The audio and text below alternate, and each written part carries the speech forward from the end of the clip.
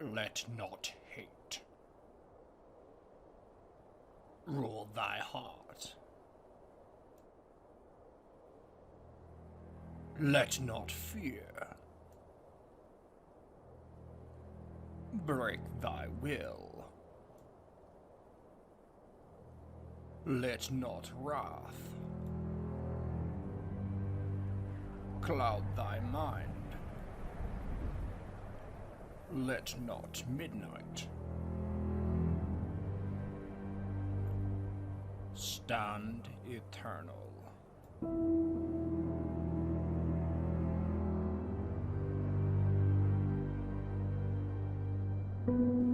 Blades and Blasters presents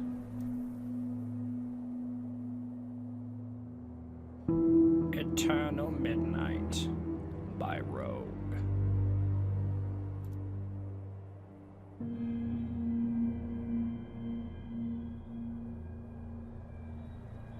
This is Demon Gate, a fantasy setting filled with horror and grief.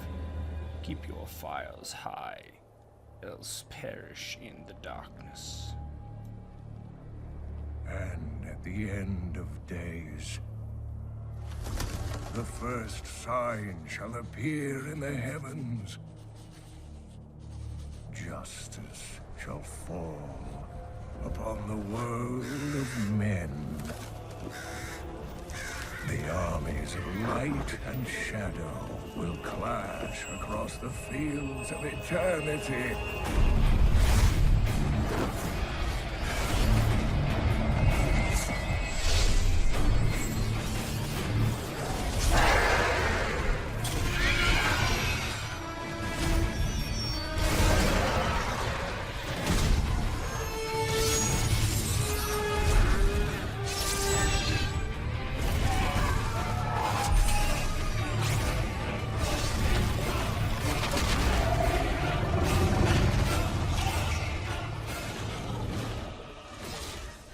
You are live, quote unquote.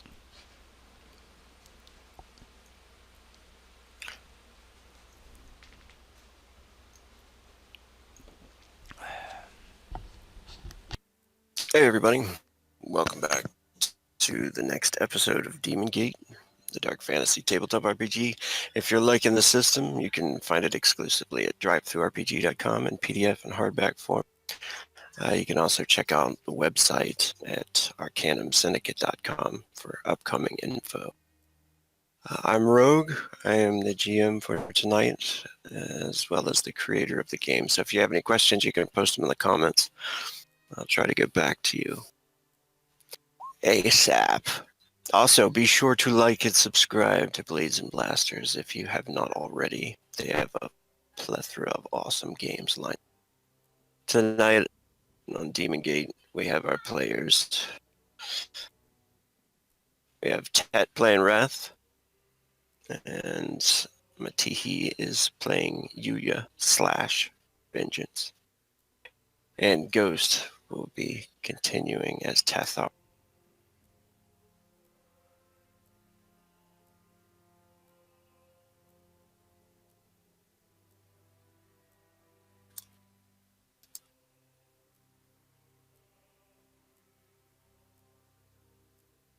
Hopefully everybody can see where we left off last time there. Yes. I can see. Awesome. This will be session 9, I believe. 11, actually. Oh my goodness. Oh, yes. On at least as a total. Yeah, episode 11. I think it's like session 9, I think, for this group. Or I might have actually gotten mixed up. You're fine. Salvia Rain, one of the Black Coven witches, is dead, beheaded by Wrath.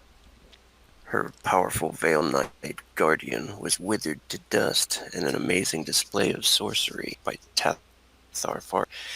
And Yuya, Vengeance, burned the gate of the Dark Woods.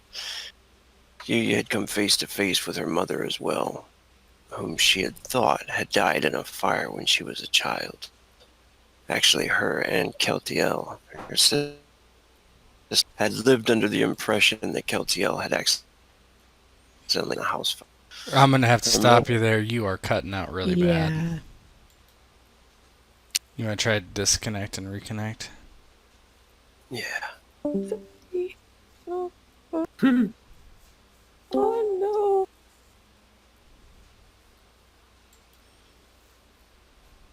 All right.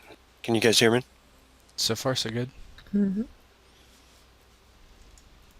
Should I? Yeah, just continue. Okay. It wasn't that. I mean, I stopped you before it got too bad. Okay. Actually, her and Keltiel, her sister and Bloodright, had lived under the impression that Keltiel had accidentally killed her mother in a house fire. Her mother had looked youthful still. She looked like Keltiel more than Yuya, and even appeared as if she were about to strike Yuya with her athame, her ritual blade, but she had faltered. Even when Salvia Rain had ordered her to do it, she didn't. She looked into Yuya's eyes with a look of shock. Or was it a bit of regret? And this weighed heavy on Yuya's thoughts. The three had freed many this night by saving these cult members from possible sacrifice. Yet so many more needed saving. There is talk among the survivors, talk of leaving toward Geltarn or Hammerfall. Yet many cry and ask one another if they have seen their brothers, their sisters, or their children. Most respond with haunting tales of the Jarl's manor up on the hill and over the mountains. They have all suffered unimaginable loss these past few weeks, and this was their first taste of salvation, thanks to the actions of the three heroes this night. Very close battle, and they did become victorious. Tath had arrived just in time. He figured just as the fates had wanted him to. The two merchants that had brought him, they had dropped him off near the outskirts of Skore, after bearing witness to the destruction that had been wrought across the village. Tath thought on them for a moment. Dritch, the human, and Atacralian. He was younger. He had wanted to go immediately. He had wanted to take their leave and save their own hides once they had laid eyes on Skore. Yet the dwarf, Grumbled, was the senior of the two from the dwarven lands of Borgiden to the east. He had known these people for years, traded goods with all these families for so long that he cared for most of them. He had claimed that he wanted to stay and see if there were any survivors to help. As Tath had gathered his belongings to head for the old temple, the old tomb of King Fjorth that he had witnessed in his visions. Before saying his farewells, the two seemed as though they would stay for a day or two. Perhaps it would be wise to tell these survivors about the two merchants. Perhaps they would still be there, camping or hiding on the outskirts with their wagon. Perhaps they were already searching the remains of Skore. This was all possible. There were many possibilities. This treacherous fog that is set in, though, makes everyone a little uneasy. And that's where we'll continue this scene here. What are you guys doing now? Yuya is still sitting on the ground. She's finally healed the rest of her wounds. All of her, kind of what she did to herself. The reflection of magic back at her. Though the wounds have healed, there's still this feeling of basically it happening again. Back when they first started traveling. And the magic reflected back on her, and she was sent tumbling back into the ground, this time only being saved by the skin of her teeth. As she'd laid on the ground, she thought back to her sister, the blood, thinking back that this might have been the only thing that had saved her, save for the soul of the angel within her. And she sits on the ground, looking to the survivors. She looks up to Wrath, looks up to Tathar. Are either of the two of you, still injured at all? Wrath is seated on a small stump, leaning forward, looking into the fire, ignoring most of those around him. He looks over to Yuya as she speaks and shrugs slightly. Barely. And he touches his chest, which has a small wound still there. And he waves, "Not worth your time." Yuya gets to her feet and she wipes the snow and the dirt off her legs. She comes over to Wrath and leans down, looking at the small.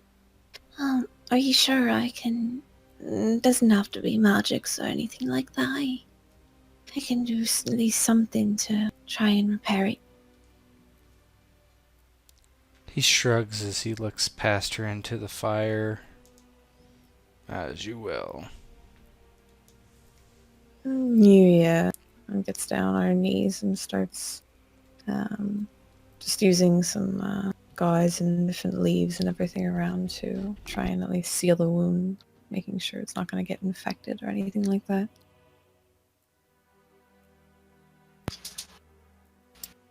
Okay. Yeah, it's 4 hit points is what I'm down right now. Nice.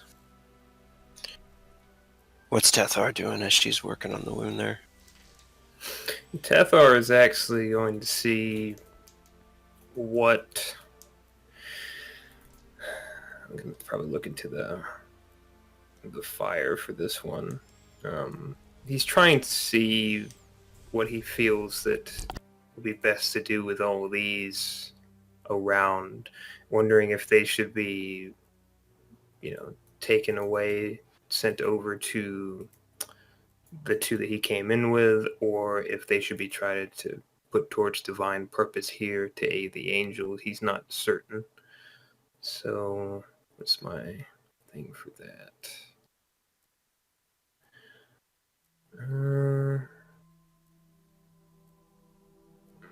Trying to find it.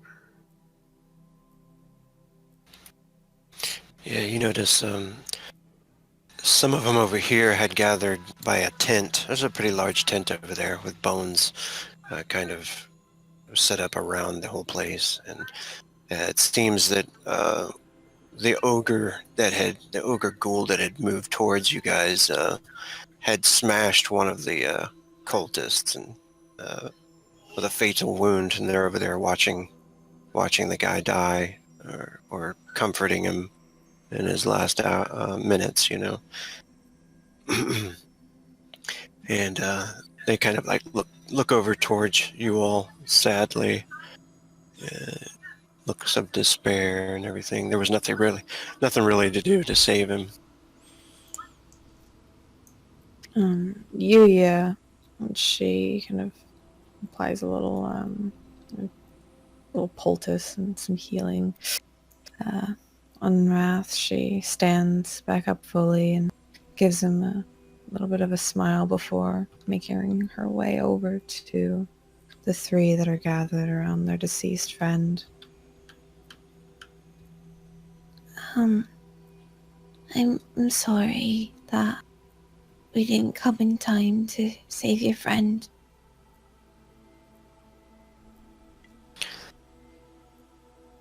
One of them nods and he says, "No, thank you for coming at all. It is okay. He is with his family now. They are also in the spirit world." Do you wish me to say a rite over his body? Help guide him? Please. We will take him to the fire. Of course. Yuya will follow them as they lift their friend.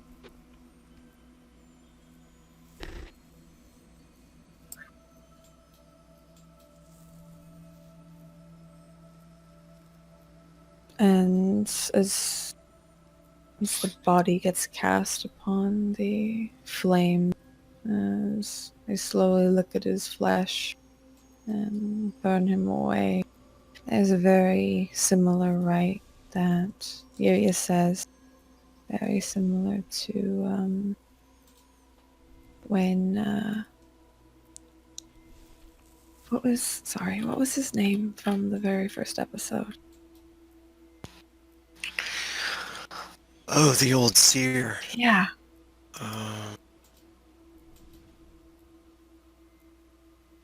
Let's see.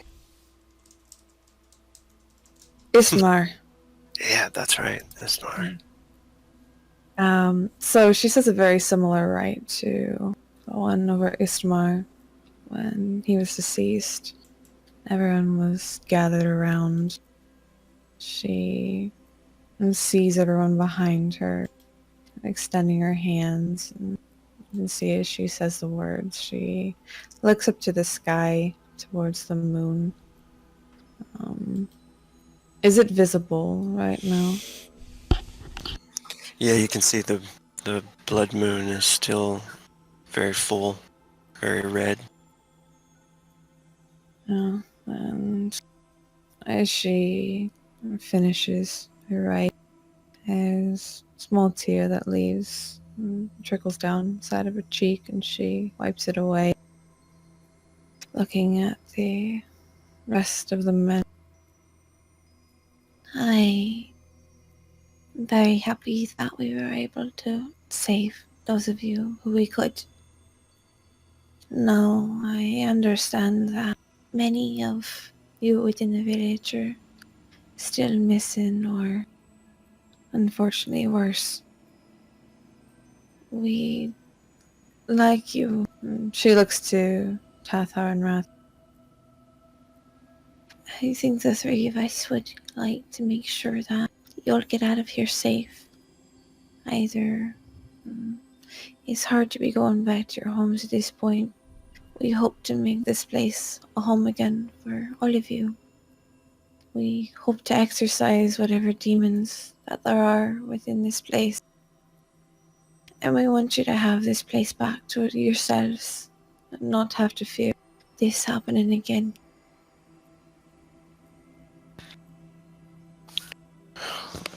They're all looking towards you, hopeful eyes, and some of them say, one of them says, we will do whatever you need of us. And you notice someone shouts from the tent over there. This must have been the witch's tent. What?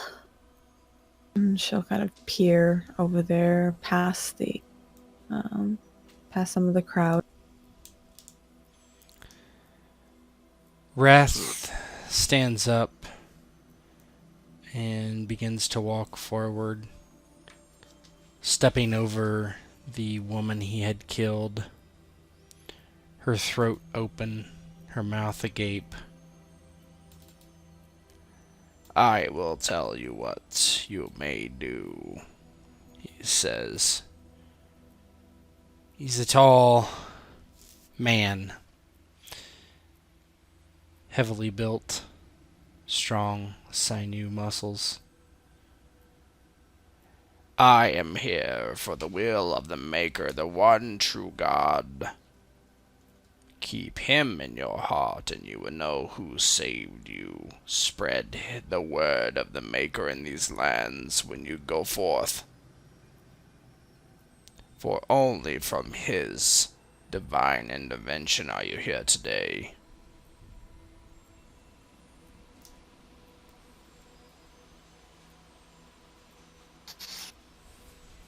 You know, you see most of them are nodding, still looking to you guys for any type of guidance at all. And for you all to leave this place, there is a way. I had come with A pair, a merchant and a guard. They are. And he kind of looks around and kind of gets a general direction of where they'd be. Oh, you head that way, area that overlooks this place. And you'll find an old dwarf named Grumbold and an Atticralian looks alongside him named Critch. They are not far. They were setting up camp overlooking this place, your city. They will likely be leaving soon. You should make haste. You can tell the minute Tatar mentions the name Grumbled and Dritch, some of them start to smile and nod to each other in recognition of the names. And they all get rather excited about it. One of the men says, yeah, we should go to them. We could maybe set up camp and wait for other survivors, maybe? There will be no more survivors going that way. Do not wait. Go now. Collect supplies here if there are any, and go. Listen to the Fargazer. And he nods to the old man. Yes. Listen to this scion of divinity. There will likely be no others that you need to wait for. And if so, if we come across them, we will send them your way. But you must look to two things: your heart and your faith in the Maker. Nurture these things. You will survive this troubling time. Now, gather your things.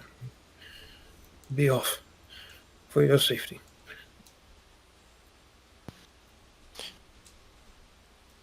They all rather immediately start to get their things together, go over to the tents and search for supplies and things. And one of them stops, an older woman, and says, "Thank you, Lord, so much for everything, saving our lives." Blessings to the Maker. He won't sign himself. Yes, it is by his will, the Maker, that you have all survived. Keep this in your heart. Lead a life devoted to the Maker, and prove yourself worthy.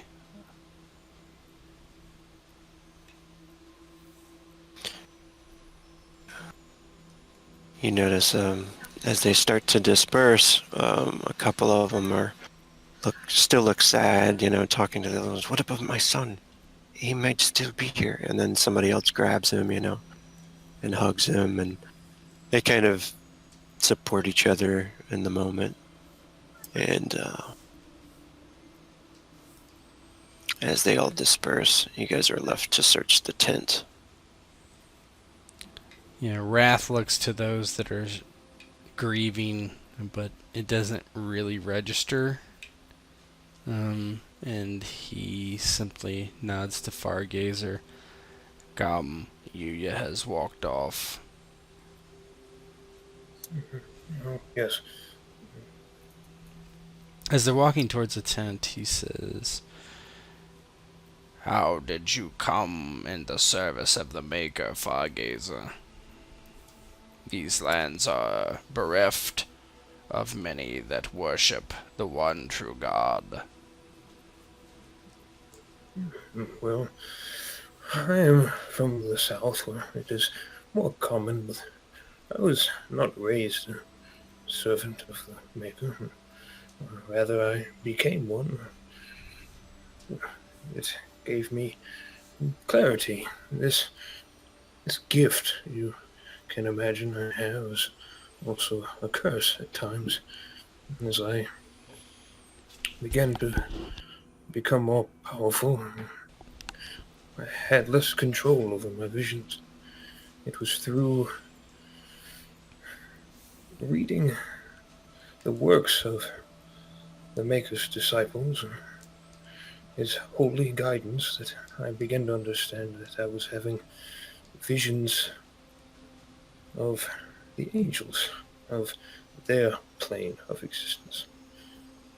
I was guided by their words. And do you see our future still? I will tell you that this form that I have now is not my true visage, and the same with vengeance, clearly. And I remember less of my past than I can admit. It is troubling. Do you see even further into the future than we are now?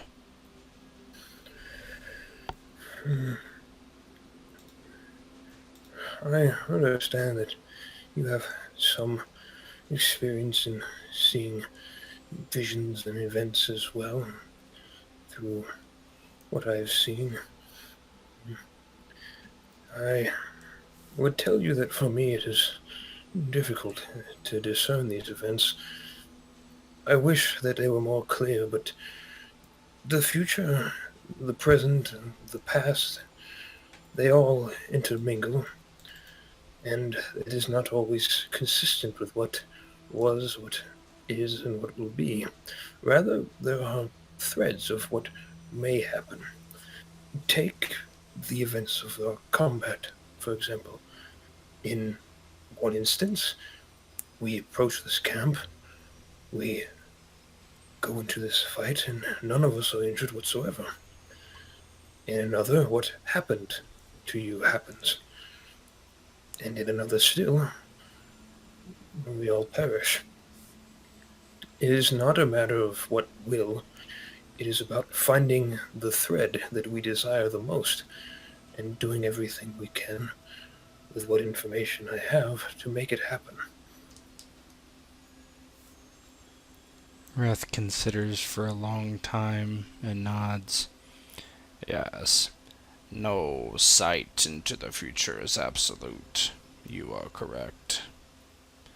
And he looks into the tent, seeing Yuya in there, and he frowns deeply. Vengeance has been through much. These lands do not serve us well, and these bodies are frail. Fargazer, if you are truly a vessel of the Maker, I ask you to watch over Vengeance and Yuya. Help us achieve our goals, and when you perish, your soul will be taken up into the Maker's arms, and past the pearly gates into a heaven of everlasting glory. That is my goal, is to aid you. If the Maker judges my aid unworthy, then I will be accepted, but I must provide that aid first, and that is what I focused on with what few earthly years or time that I have left. I would offer my aid as well in a matter that, forgive me, Lord Wrath, I may not have, well, shouldn't have listened in on with your discussion with you and Vengeance. And that is what? Before we left to this place from the temple, I was gazing into the fires, but my ears still are keen. I heard your discussion with Vengeance about something within her.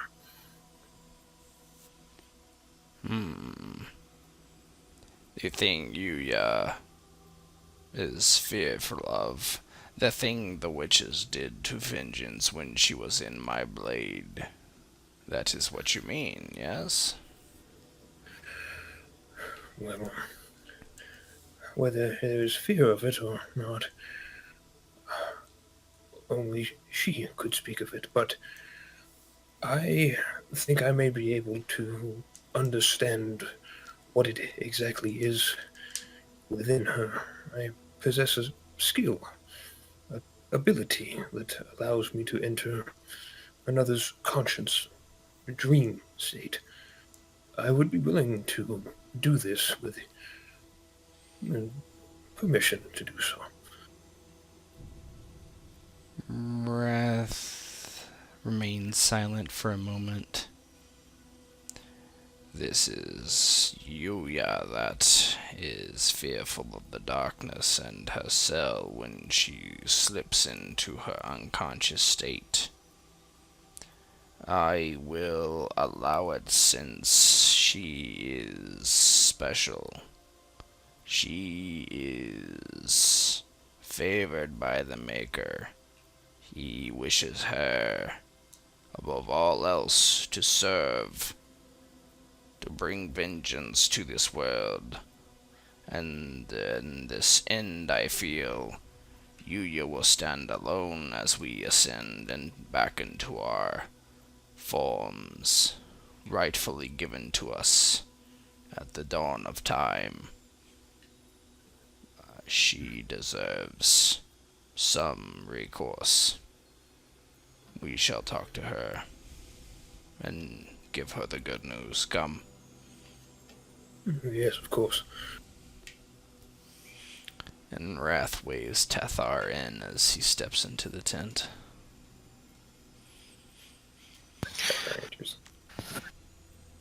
And Yuya was looking around, I believe, for any signs of something that resembled something of her mother's. And Yuya immediately sees a wand on the end table, kind of almost like a tangled-looking branch. But obviously it has a channeling stone at the tip where the spells usually come from, and the power emits from. And you remember your mother's birthstone, and this is definitely the same birthstone of hers. Very possible this belonged to her. At this point, Yuya is clutching the wand to her chest, and she's taking a seat on the floor, looking down. Her hair's in her face at this point, shoulders slightly shaking as Wrath and Tathar step into the tent. She looks up, pushing her hair back, blinking a few times and giving them a bit of a smile as they step inside. Oh, sorry. I got a bit, overexcited. What do you apologize for? Have your sentiments. She removes the wand from her chest, looking down at it, looking back up to Wrath. That vision that you had, showed Keltiel dancing in the fire. That it wasn't her. It was her mother. She's been out here this whole time with those witches. Keltiel didn't kill her when we were young. She's been alive this whole time.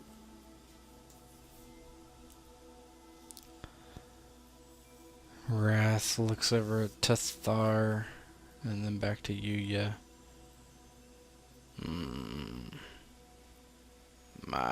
That is likely difficult for you to comprehend that your mother is a vile woman, a witch, bringing sacrifice to others, damnation to this place. I am sorry for that. She nod.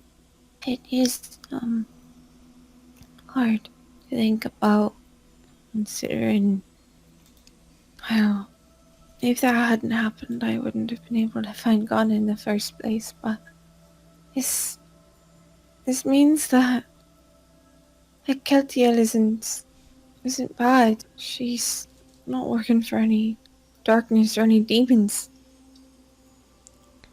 Well, I would not go that far, Yuya. She attempted to kill Vengeance. She still works against the will of the Maker. You know this. It just might be confusion. Beth, having me leave her like that, just abandon her. The hurt in her words, I'm sure she never wants to see me again. Well, She wishes to control you. she's Perhaps never... it is not because of some reason that is malign, but she wishes to keep you from your destiny. Your destiny is with me and the Maker. Neither of us know the true extent, but as I have told you, when this is over, and Vengeance and I leave this place, you will stand tall still. You will be the twice-born, the scion of the Maker on this world. I am sure of it. I have seen the light in your eyes. Before Vengeance took you, you will be her. You will rise up strong. Yuya again just stares up at Wrath. I may be with you now, but once you're gone, you and Vengeance, though I might be, according to you, a scion of the Maker, there's gonna be no one else. And it's just gonna be me. That is not entirely true, young lady. The Maker's faith draws many to its light. You would be loved by many of those who worship the Maker. Your deeds become legend among your people for what you will help Lord Wrath accomplish, and Lady Vengeance as well. You would not be alone, and I would... Fate, of course, guarantees nothing of the future, but I think your sister would understand your decision when the fruits of it are born. Maybe, being a scion of your god, it's... and all of this, I haven't heard Ghana's words since this has started, Wrath. I haven't heard anything, and I don't think I've felt more alone than I have with Vengeance inside of me. I understand. I want to help you, and I will continue to do so. I just need you to understand. Do you think this would be easy? Nothing we do is easy. If it were easy, then we would be done with this. We would be simpletons. We do not lead an easy life. Scions of the Maker, angels of the Maker, we toil. It looks like in his face he's getting irritated. You are destined for greatness. Do not let your human weakness overtake you. Your sister took the easy path. She chose her her human desires, her human interests.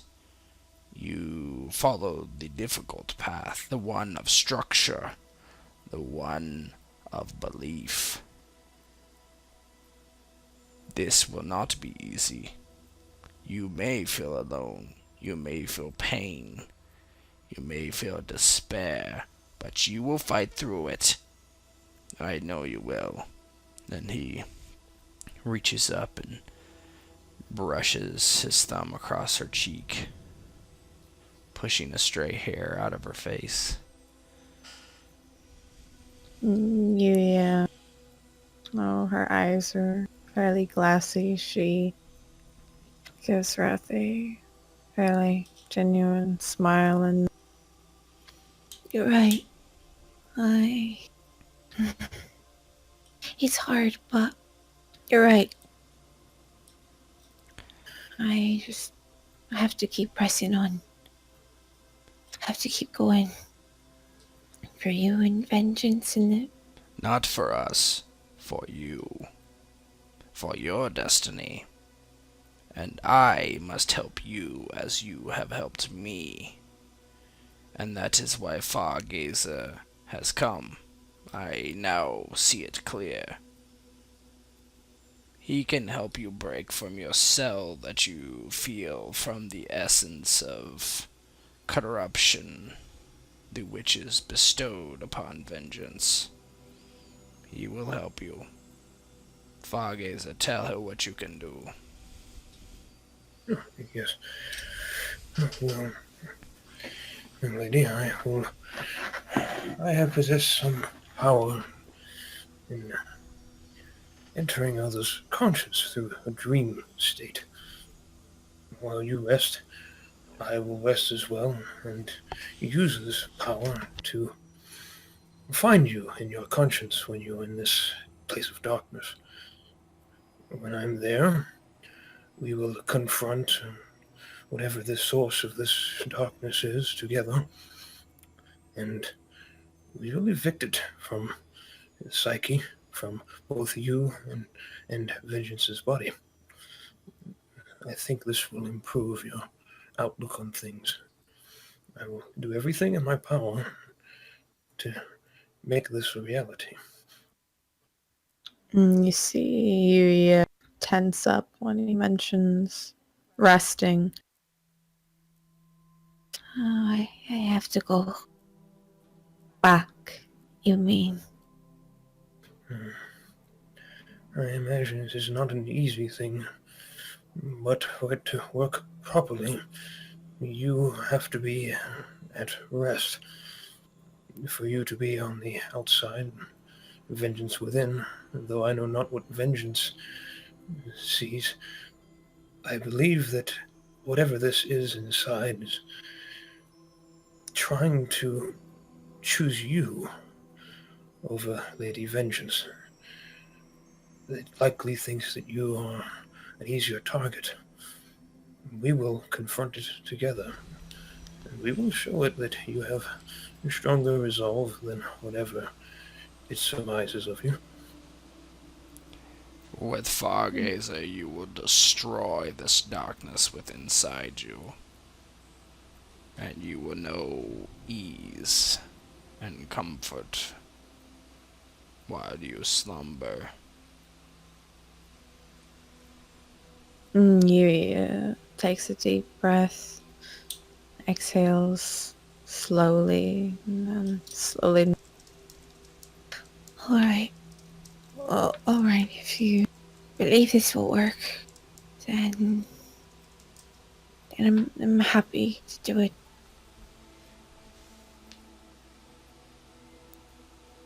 Wrath reaches up and puts his hands on Yuyu's shoulder, squeezing lightly. I know you can. Rest now. Allow vengeance to awake.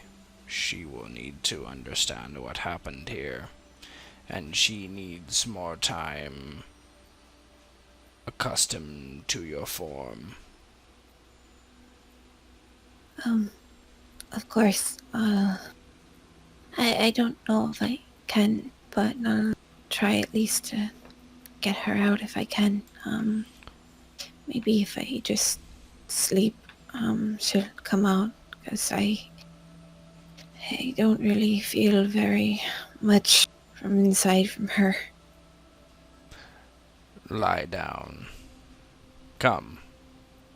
And Wrath walks over and finds a comfortable looking spot and prepares it for Yuya. Kneels down. I will lay with you if it gives you comfort, so you may rest. Yuya nods fairly excitedly. Yes, yes. I haven't slept without someone beside me for the past couple weeks.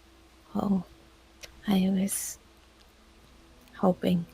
And she pushes back a hair from her face, tucking it behind her ear, and she gets comfortable. Whenever you're ready, Tathar.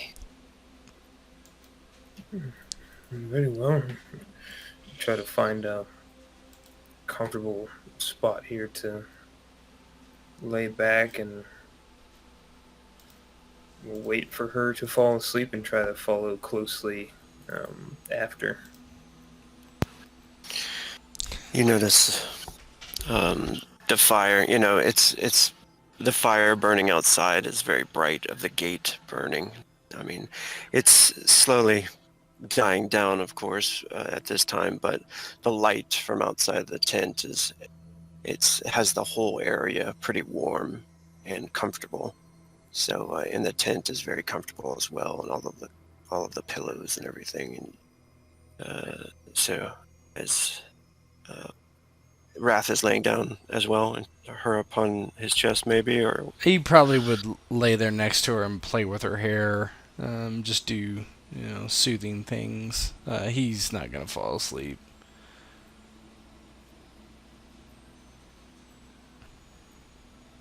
I'm sorry, what was the last thing you said there? He's not planning on falling asleep, at least. He may, Okay. but he's not planning on it. Okay. He gets very comfortable. It's a bit cuddly with Wrath.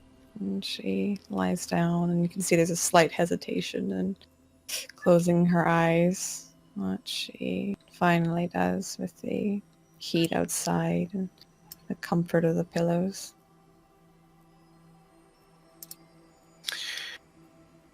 And actually, as you're laying there, Wrath, you do kind of nod off for a moment, because this happens.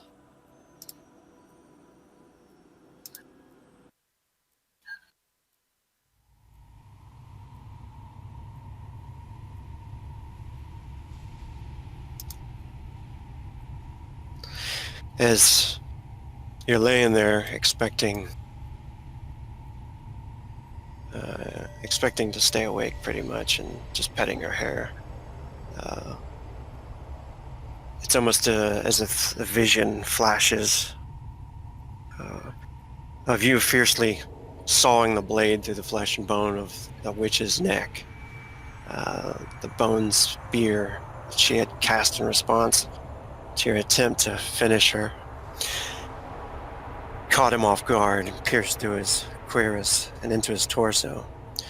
The wound nearly killed him, and he could see his life force feeding her from that same wound due to the blood curse she had placed upon him, but that only fueled his rage more.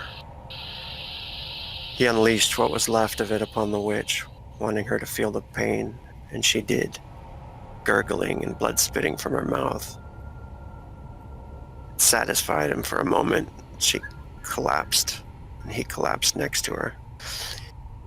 And this is kind of all replaying the same actions that you did just before falling unconscious. And you had heard the Veil Knight stomping up towards you, and as you had turned to try to throw up your shield, his blade had found its mark and pierced through you, and before you had gone into blackness, you had heard Yuya screaming in protest. And only Only a split second of blackness there was, but Wrath opens his eyes, but this time the sky is moving quickly, and there are no stars.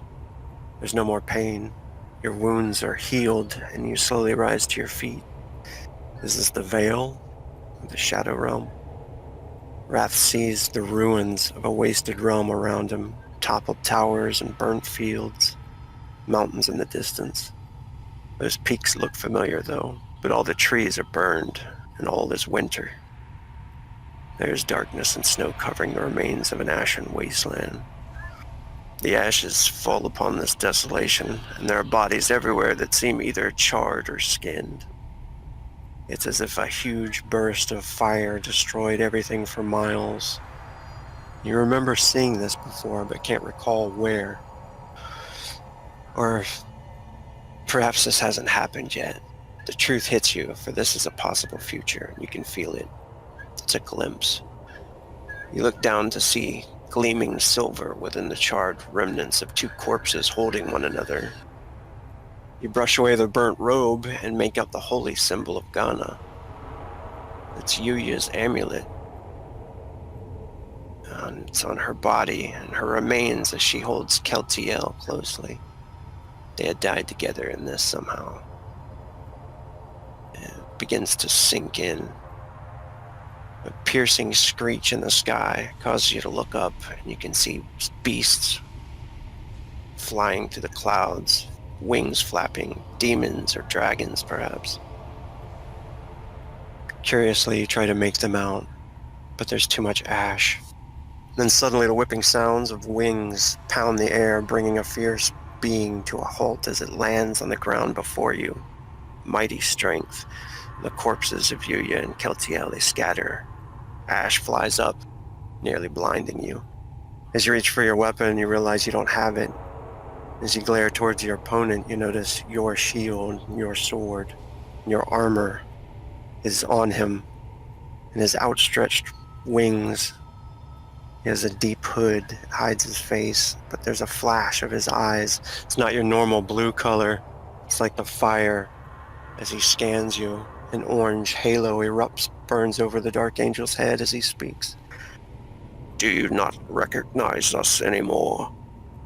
When hatred rules thy heart and fear breaks thy will, I have forgotten what it is that I feared when I was you. He looks down at his empty hands and he's waiting for you to respond. What are you going to say? You were never me.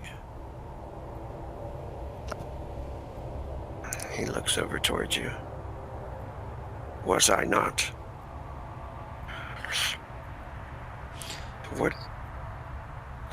What is it you fear now? I fear nothing. He stands up. What He are points- you? He points at you and he says, you do fear. You lie. You fear for losing her again. You fear failing again. That is what you fear, isn't it? Wrath frowns and instinctively is reaching about for his weapons again, realizing they're not there. What is it you want? To lecture me on my thoughts and my emotions? Devil. He laughs and it kind of sounds so strange to you, hearing yourself laugh, and he says, I am what awaits you when you fail, I suppose. He says the enemy is already here. Since the ages of imprisonment and ice froze your mind, I shall remind you, your old enemy, the Duke, a servant of Baal, has Medial. He has already begun his quest and has many minions to serve him. The Duke rules Niflheim, the lands of the mist in hell, and would let forth the abominations of the Veil into the world of mortals unless we stop him, unless you stop him. And I will. Why would you doubt that? There is no doubt among our kind, in our mind. He pulls out the blade, your Elysium blade, and he looks on it, and he says, "We are what is left when she is gone, and we lose our way." He looks to the sword. A fallen shell of our former selves, with no star or moon to guide us. Do not make the same mistake. She has returned. All is well. Between us we shall fight the darkness and destroy it as we always have.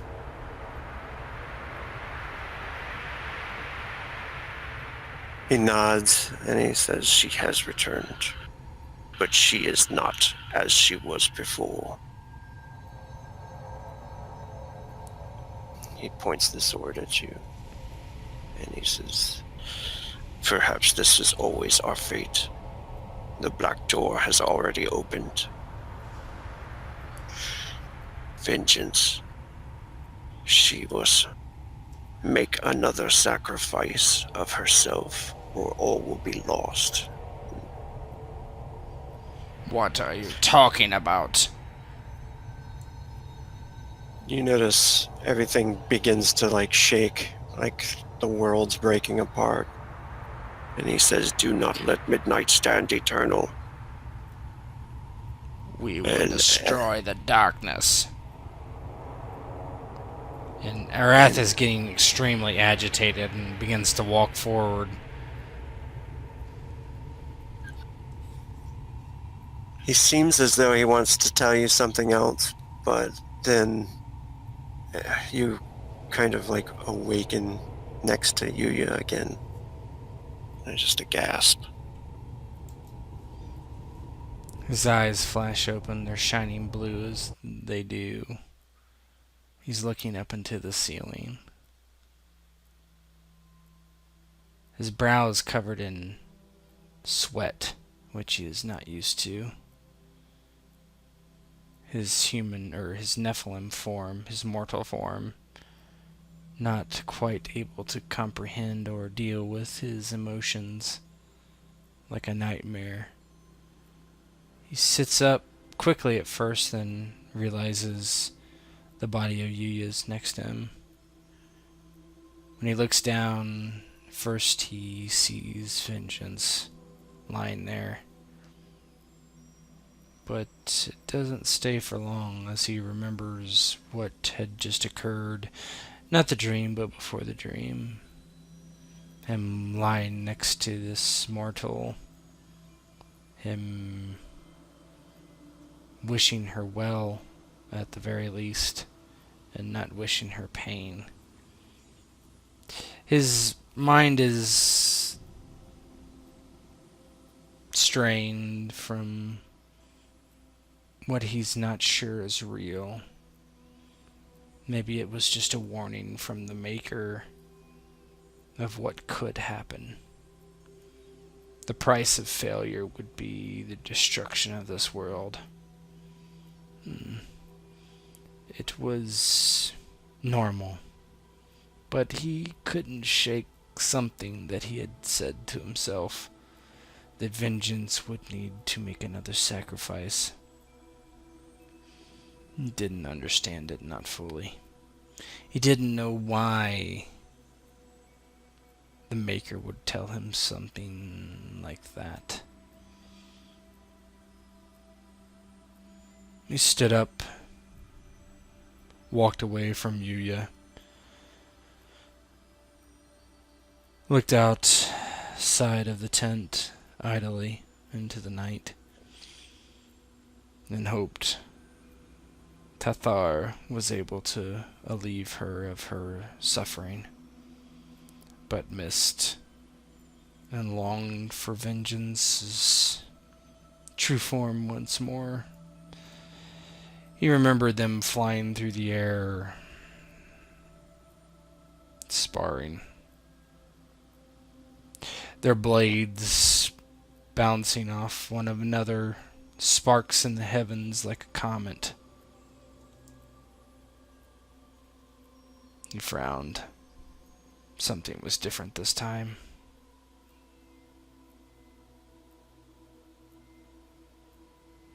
And he sits down and simply waits for... He can only fight the future as it comes. For as Fargazer had said, it is a strand that has many paths to many possible futures. This was just one. He was sure of it. The worst. The Maker would show him the absolute worst, so that he would be inspired to be victorious.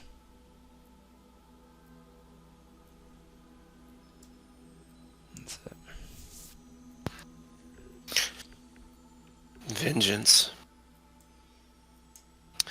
Hopefully, can you see that there, vengeance? Only for a moment. There's mist around you. You can't see anything through the impenetrable fog. For a moment, you think it's death, or Niflheim, or hell from when you were in battle. But you remember being too weak to fight, and so weak, and the last thing you recall was fighting. And your eyes were closing, and Yuya was thrown to the ground. Brilliant flash of light, a magical spell backfiring. How chaotic magic is. You were both too tired. Your body was weak. Having you both within it, you could feel it just was draining you and not lasting. But there in the fog is some kind of stone structure, like a mausoleum. And you find the door and press on it. Opens pretty easily. And there's hot air in there. Air is heavy. You move down the winding staircase below where you find a passage that splits in 4 different directions. To your left, you notice the passage is conjoined by a chamber bars. There's fire burning across the hall from it. A room built to house a furnace. When you turn to look down the other hallway, it's dark and eerie. Your your hunter's senses, they start picking up something very dangerous down there, like same as you would when you sense undead. Your arm hair stands on end and you feel a sense of fear almost. Perhaps like you don't want to lose this body, but what happens next? Where does your soul go after this? There's darkness down at the end of that passage, and an entity you know you'll have to fight, but you're too tired and weak. So you step to the left and look to see what's within the cage, the barred chamber. There's a bed in there, straps on it for arms and legs to keep someone tied to it. This place looks like a torture chamber. That's probably what Wrath was talking to you about before. Said something to you about Yuya being chained somewhere. You need to find a place to lay down. What would Vengeance do at this point? Vengeance looks down the hall towards where she feels the dark presence. Normally, she'd go down there and fight whatever dark entity it was, at least when she was at full strength. But the fear of, almost a fear that she feels, an attachment now to this body, to Yuya, in a way. She feels like she can't, like she shouldn't, wouldn't be right to risk something like this. Though Wrath was the one who always went headlong into battle, she was the one who planned. And planning to rest was to her the most logical action. So she grips the walls, using it to help her. Her eyes start to get heavy, blinking slowly, heading down towards the heat getting hotter and hotter on her skin.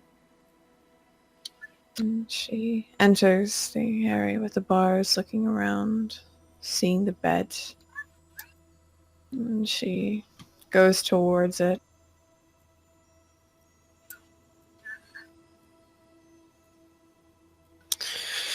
And Yuya, as she falls asleep,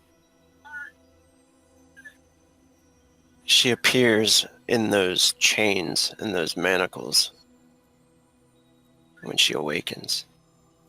And vengeance can see her. Vengeance sees Yuya chained there. And there's this twinge of guilt seeing the poor girl chained up. It's a different feeling for Vengeance to be in here. On the outside, there's always this anger that pervades her. Keeps pushing her on, gives her this hatred towards a human, of all things, something that should be less than. There's more things to hate, better things to hunt. Now she doesn't feel it as much. It's not as pressing. She sees Yuya laying there, really crying at this point. She uses some of the furniture to assist and make her way over there. And she tries to kind of pull on the chains, trying to free the girl.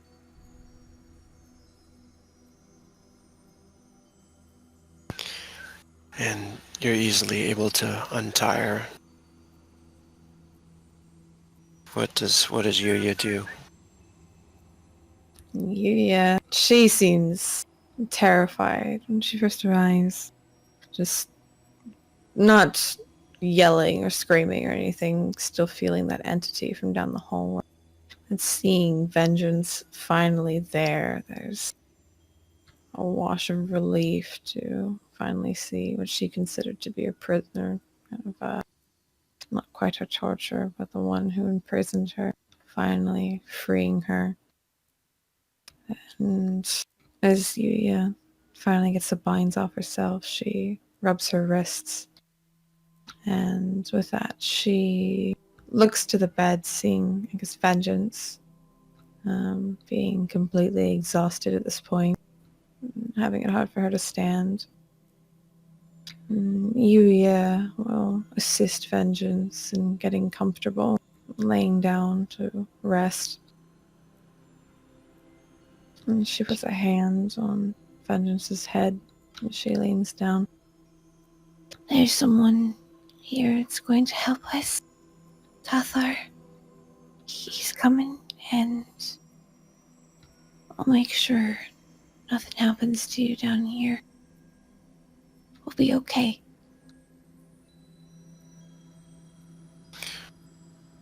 And about that time, Tathar, you find your way down there. Yeah, so Tathar kind of hobbles in with his light present. This is indeed not a place that should be inside a holy vessel. Looks around. This is a great dungeon of darkness. Walks in. I found my way down to where Yuya is. Yeah, I don't know if you heard it before, but pretty much outside was a pretty vacant area with a mausoleum, and down there was a few passageways, an intersection, and this is one of the closest ones, areas where a lot of light was coming from. And there was a darker passage as well with something down there moving. You couldn't really see it or anything like that, but there was something down there making noises, growling, and you were able to find them in here. But Vengeance is starting to fade away as she's laying in the bed, and you is kind of patting her head. Vengeance fades out as you walk in. to find just Yuya. Yeah, walks in. Well, young lady, are you ready to face this evil? Yuya stands up, still looking down at Vengeance for a few moments before looking back to Tath. In this place, she's looking fairly haggard. Um, she looks absolutely exhausted, almost like she's been up for days. She nods. There's this determination in Yuya's eyes after looking down at Vengeance. Yes, I'm ready. I'll make sure to remove this darkness from our body. Very good. Come along. I do not think it is hard to find where it makes a roost. Bring his light, and we shall confront it together. Yuya nods, making her way over to Tath. I just... we can do this. She nods, looking as though she's about to doubt, but she doubles back and it's kind of this belief. Ghana will make sure that we make it through. Tathar begins to walk that way. As they're walking, he says, there's something you must remember and know about yourself, recognize about this situation.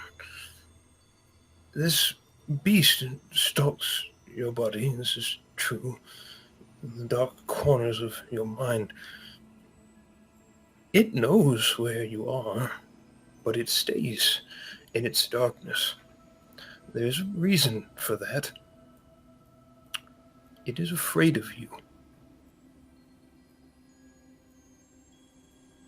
And considering that I have spent a majority of my life bathing, touching holy water and bathing people for communions and baptizing them, I have a feeling that it might be a bit nervous at attempting to possess a priestess.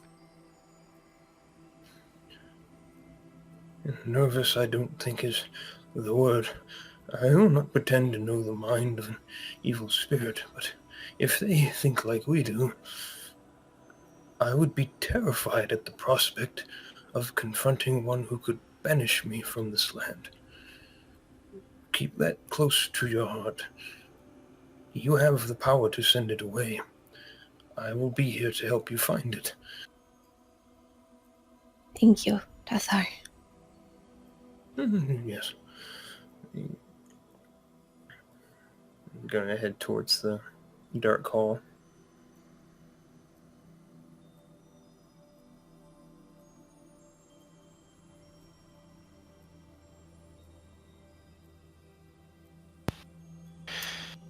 You both enter into what looks like a burial chamber, almost.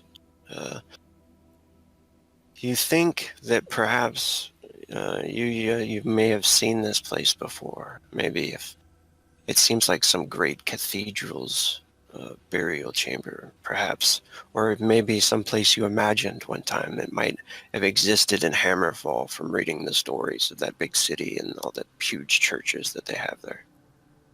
As you guys walk in here, what do you do when you walk in this place?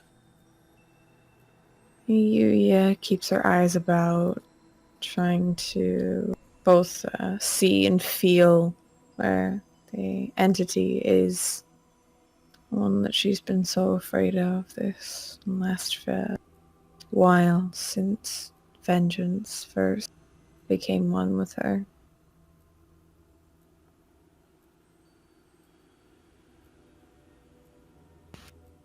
Okay, go ahead and make a perception check, actually.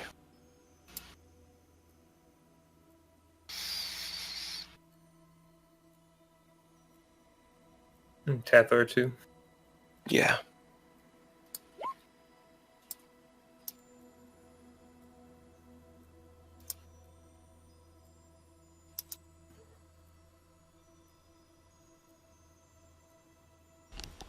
Nice. Both of you guys quickly find this thing.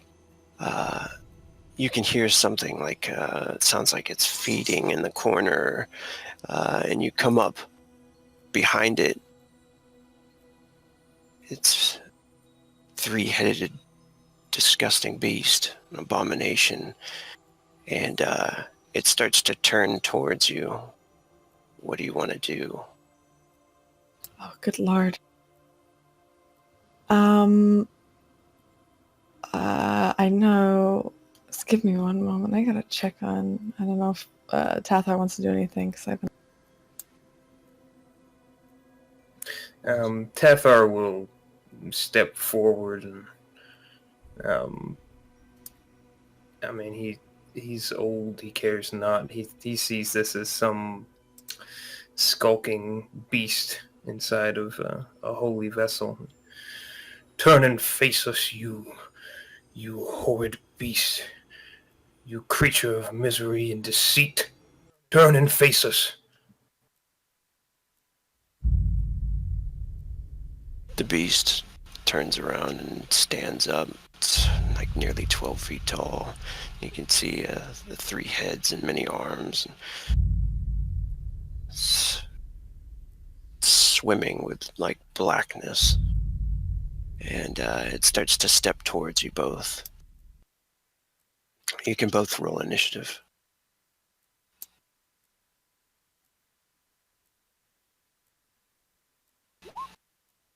Now you are considered, you're pretty much in the... Whoa. That's pretty good. My goodness. You guys are directly in sync with each other. Every roll's going to be the same. I know, right?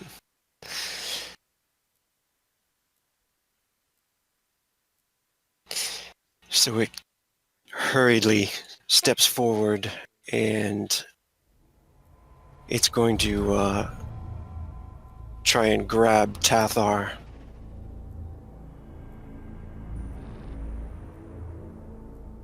Reaches out its arm, tries to grab him with a quick action.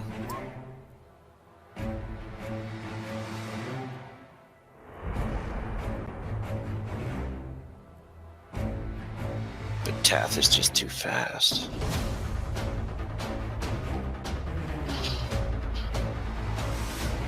And then it's going to use its other three actions to try to thrash him. Did you say other three actions? Yeah. It's an abomination. This is no joke. Wrath, get in here. I'm out. Your aid is not needed this day. Oh my god! It's Tath's turn. Yeah, so quicker than he looks, he straightens up a bit as it comes towards him, and whether through luck or skill, maybe no one else who sees this may be sure. He just kind of nimbly dodges between the various appendages and flailing tongues. You shall not turn me away, beast. I serve the Maker. I will not be cowed by you. He is gonna go ahead and use Wither on it.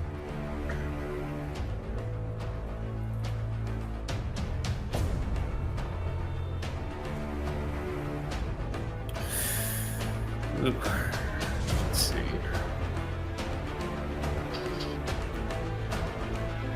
That's a 2-action spell, yeah. It is.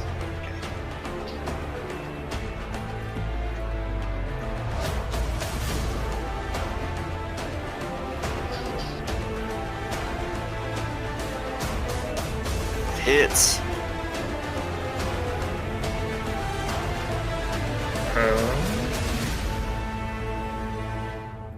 That'd be spell effect and then times what your level is, I think 8, right? So I'm thinking about doing a power surge. Oh if yeah. I can. Burn up to 3. Make your level 8 and 10, 11. Yes, I'll do that. I burned 3. It's 3 SP, yeah? Correct. Good.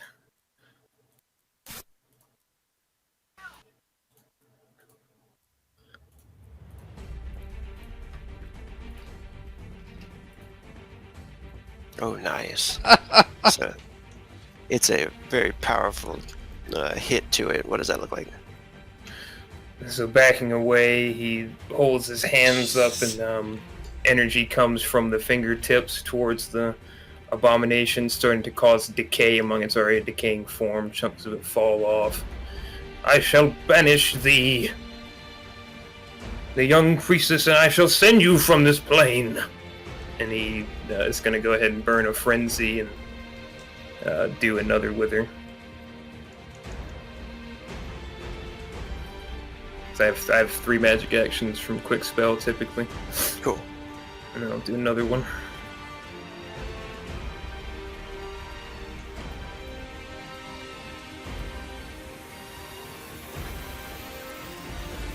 Oh, Nice. nice. And I'm gonna can I power surge twice a turn? Yeah. Oh my god. Let's go ahead then. Yeah, it's just super expensive. That's Eating fine. those saga points. I'll do another +3.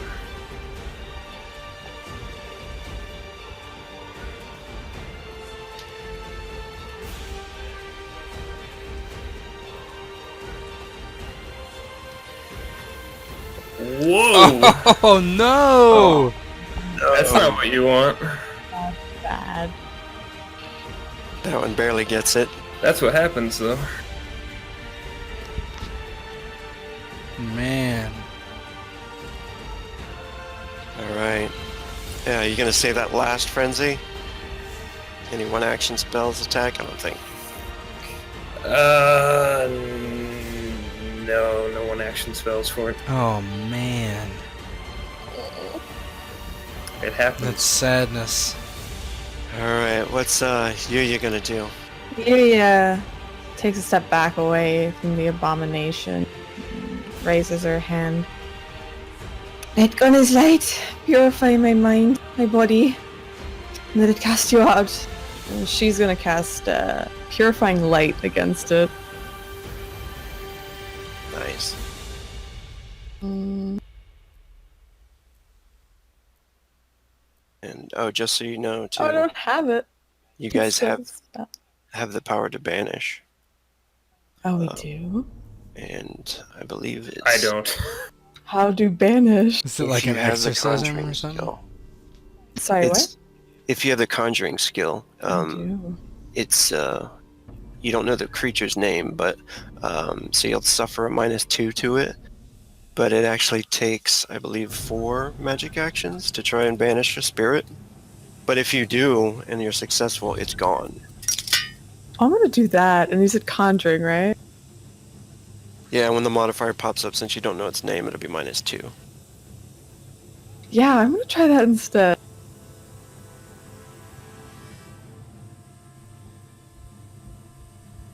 Oh, well, Damn it. This game's either a You wanna- 1 or a 20. Yeah. It really Yeah, is, isn't it? she attempts to banish this thing, but her words are just too shaky. She can't fully get it out. She's never banished a demon or anything before, and she's unable to even. Oh wait, hold up, hold up! Wait a second. You, I'm telling you, you got it. it's a 1 or a 20 every time. You got it. Ah, so So you think you're gonna fail, but then what Yeah. happens? she just doesn't feel the power of Ghana. She hasn't felt it in a while, but suddenly she just feels this surge. Maybe it's from Ghana, maybe it's from Tathar, maybe it's from Wrath being there, and she's able to kind of muster this strength to tear this abomination out of her mind and cast it asunder. Does it just completely banish it? Yeah, you blow it out of this dimension pretty much. Yes. Oh my goodness. Yeah, so she just sees it and she's basically invoking the will of Ghana upon it. It slowly, as it turns to her, just slowly starts to kind of disintegrate, very quickly turning into this ash, and slowly just falls apart and onto the floor. Yuya looks absolutely stunned. Yeah, as does Tathar when he sees the abomination dissipate. I don't know if you're going to describe it, Rose. Go ahead, though.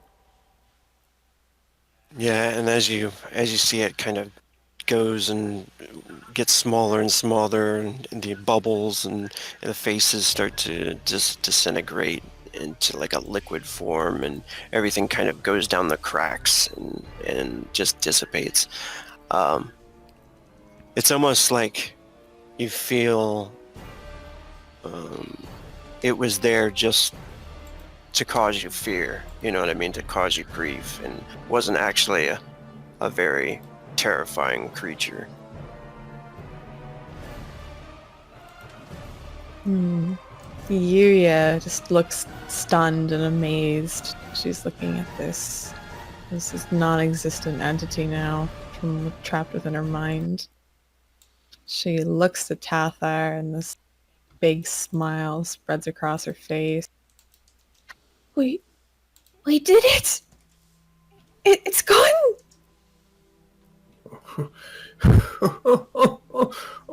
No, young lady. You did that. Puts his hand on her shoulder. You did it. Well done. I couldn't have done this without you and Wrath. No. I want to tell you something. Can you keep it between us? Of course. I believe that Lord Wrath and Lady Vengeance are exceptional beings. Powerful. Truly they are scions of the Maker, God. But I do see some failings in them for all their greatness. They don't fully appreciate the power of the human spirit. The spirit that you possess. In all my years, I have not seen one who possesses so much soul and strength as you. You must never lose that. You are strong with or without others. Stronger with, but still strong. Do not forget that. This is evidence of it. And he gestures towards the bubbling pool on the floor. She again looks down at the pool, looks back up to Tathar, and she nods. Thank you. There's been much uncertainty before in my life. But as you have found with the Maker, I have found with Ghana, and I will carry your words as long as I am breathing, Stargazer. And I thank you very much, for without belief of you and Wrath, I would have lost myself again, as I had when I was young. Life is an endless search, whether it's for meaning, happiness, any of it. You're never really done looking for things. Even Me, I can see so many things I've never done, trying to find something more. But you will always carry yourself. You are an exceptional person, young lady. Remember that, always. No one, very few, would make sacrifices like this and would be able to accomplish great deeds. Believe Lord Wrath when he tells you you are special. With all due respect, with or without Lady Vengeance.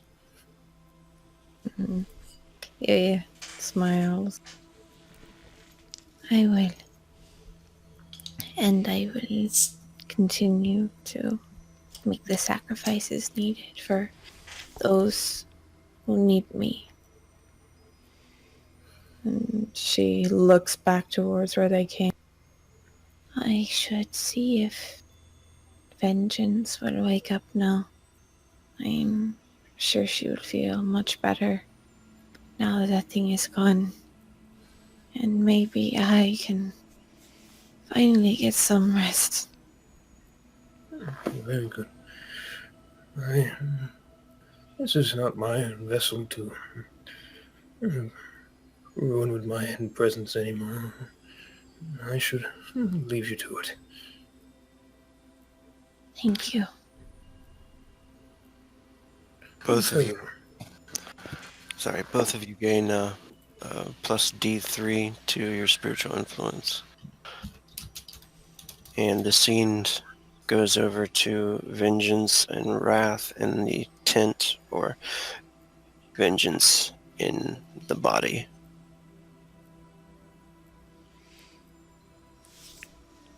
Yeah, Wrath is simply looking outside.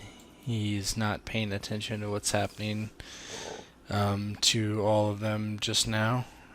He's thinking about what he had dreamed of.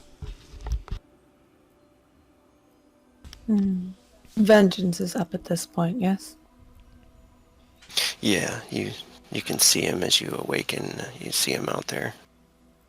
Vengeance sits up, looks over at Fargazer, still asleep.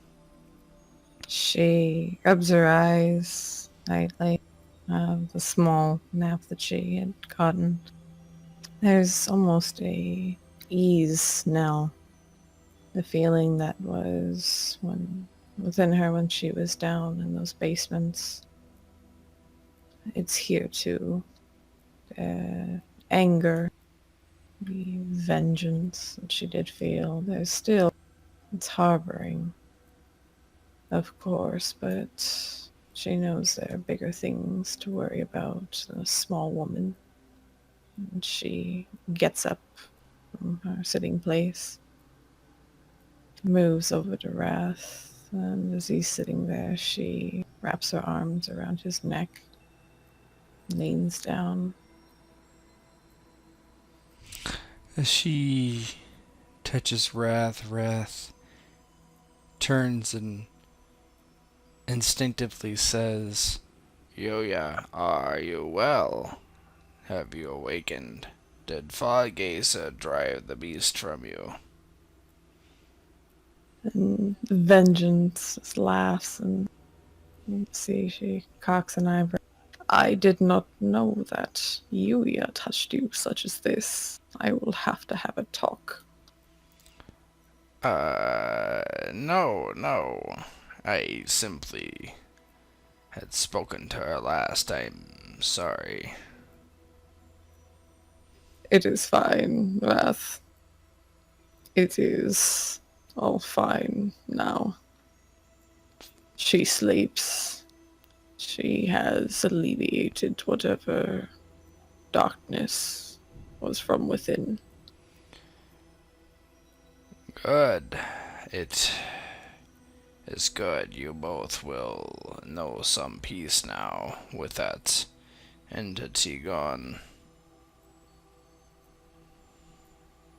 And she nods taking her arms away from Wrath, and she sits down beside him. And she looks over to him, pushing her hair back from her face. I have done a small amount of thinking while in there. I have thought about the girl, what has happened.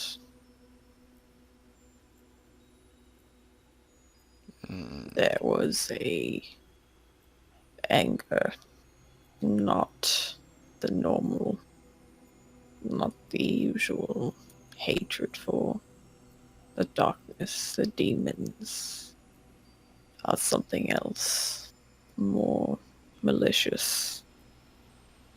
I know now that it was not fully I who contained this hatred, for it was more petty than anything.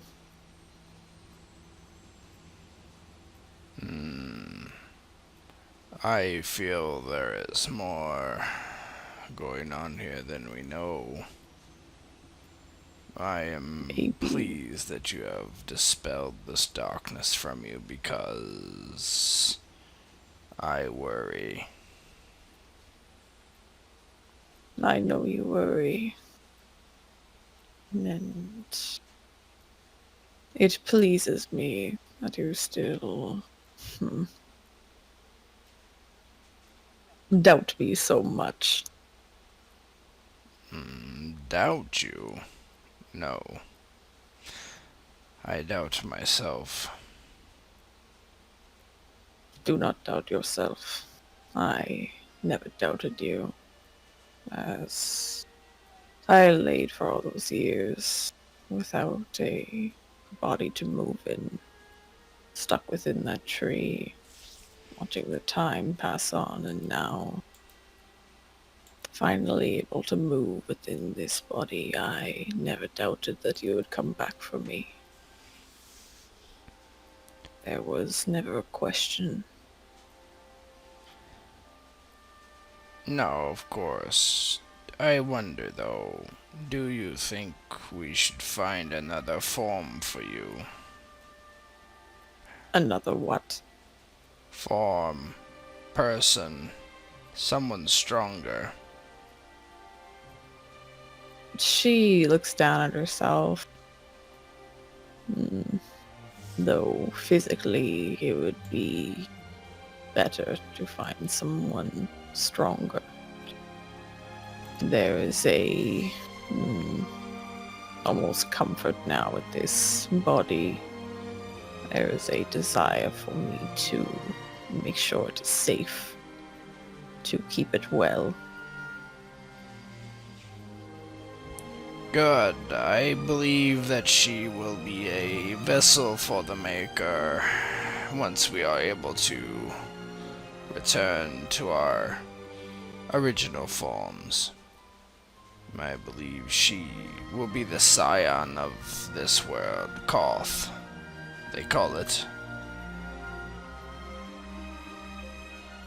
Vengeance, nods in agreement. I believe so too. And though the girl is physically inept, there is strength in other ways. And she looks up to Wrath, tilting her head slightly. At what of you? There is a slight worry in your eyes. As she says this, he puts his hand on his chin, rubs it a couple times, and looks away from her into the distance.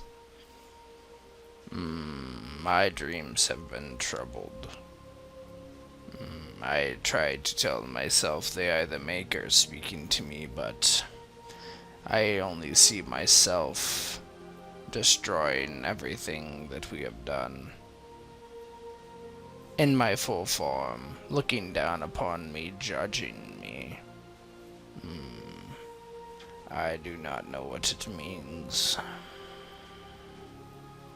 And Vengeance puts a hand on Matt's face, bringing it back to face her. You can be your own worst enemy at times, Wrath. Your doubt in yourself, as you just said. Doubt in believing, maybe. I'm not sure exactly what you doubt. You are capable enough, but maybe you believe you cannot. But as we are together, and together we shall stay, no matter what darkness comes ahead. No battles, no wounds, no those who fall before us. We will complete our mission. We will destroy the darkness, and you will prove to whatever self that doubts that is wrong.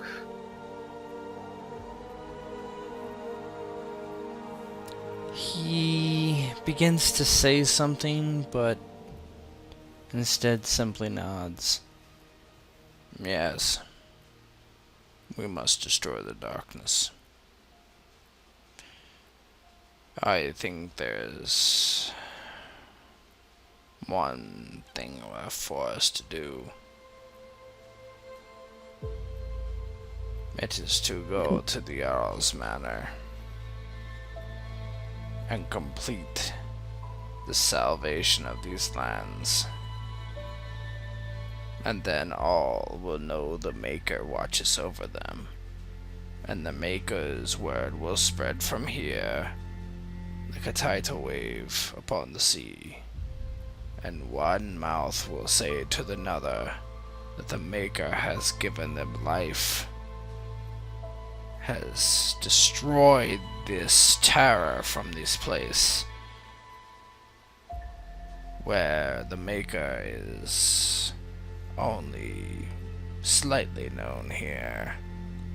Eventually it will become every father's testimony to a son, every mother's swaddling to a babe.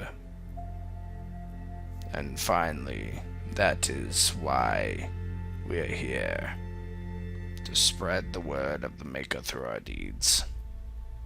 I am almost sure of it. And when we ascend, Yuya will be here to speak of the Maker and the two angels that delivered her from darkness of the many gods. Vengeance looks out towards the fires burning from the summoning gate. She nods. We will make sure to bring the Maker's light here, of course, but the belief Yuya has for her god, it is a strong one, Wrath. Though she has seen what we have done, what we are capable of, she has seen the Maker's actions in motion, the words spoken. She still does not believe. It is her burden. We will enlighten her with time. She has a difficult future. Her journey will be treacherous. She must change much. Remember, she is only human. That she is. But as long as we're here, we can assist her along the way. Of course.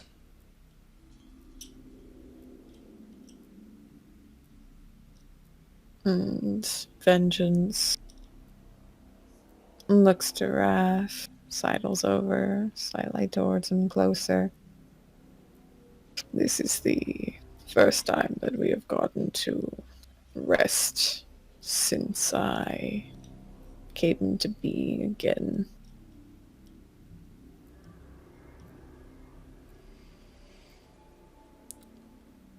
He nods. It is tiresome, these bodies. Vengeance leans ahead on Wrath. Yes, I feel if proper rest is not accomplished with this form, it will fail quickly, not performing at peak condition. Then let us slumber. I believe these lands are safe for the time being. Vengeance gets up from her seated position, walks over back to the little pillow bed that was made for Yuya, lays down again on it.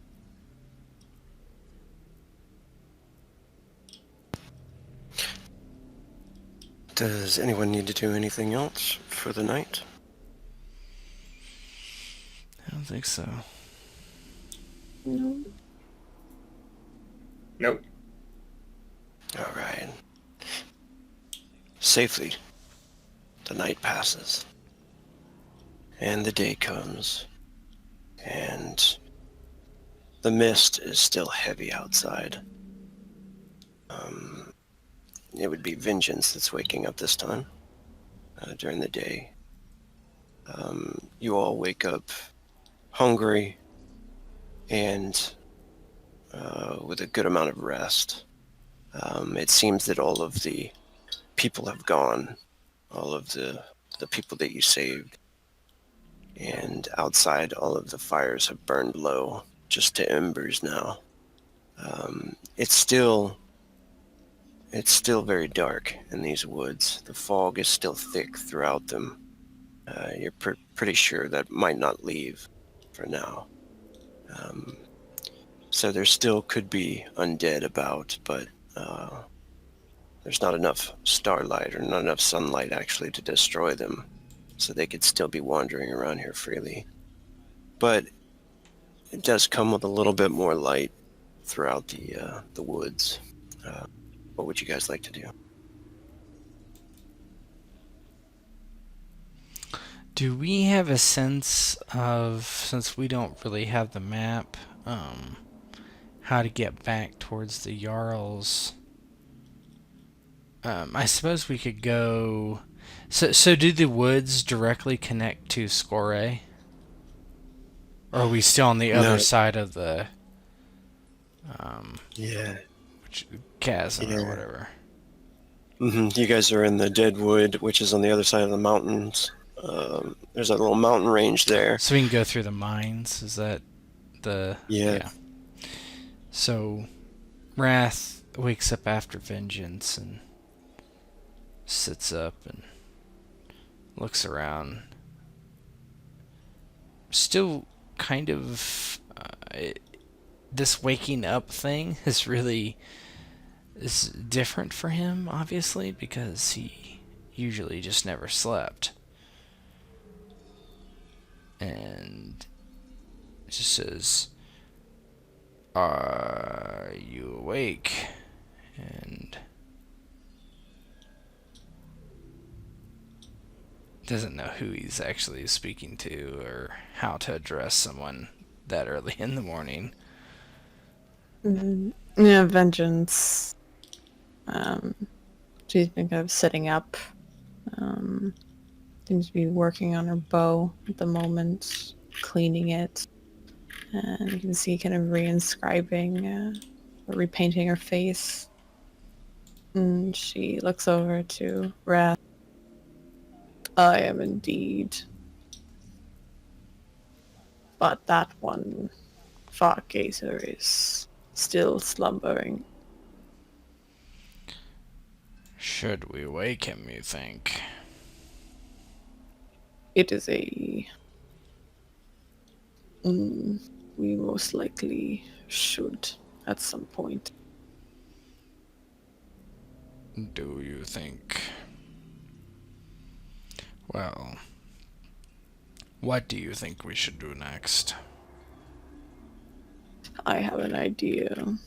What is the Jarl's name, or maybe someone who was close to him?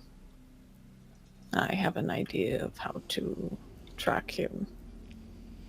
Yeah, I don't think Wrath would have any idea. I'm guessing he never even considered to listen to that amount of detail.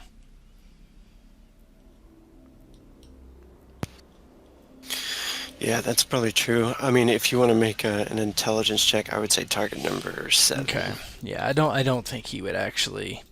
He might remember it just because he does, but Right. okay. So he looks completely shocked that the question's even asked of him, and Grawl, I believe I recall them speaking it. You would know for sure. Well, I will see if I can ask her. Vengeance is gonna attempt to bug Yuya while she sleeps and just ask the name. Yeah, as she's doing that, Wrath walks over and kind of takes his foot and pushes it against Fargazer's hip. Just wake up, old man. Oh, it is morning already. I was looking around for his staff. Yes, be still. You're fine.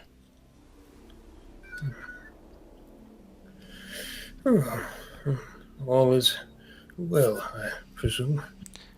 Yes, you've done a fantastic job. And he kneels in front of Fargazer, looks at him, and a very good job at what you have been sent to do by the Maker. Yes. Some small part, but you should thank the young lady within Lady Vengeance next time you see her. I merely guided her to the beast. She did most of the banishing. She is magnificent, is she not?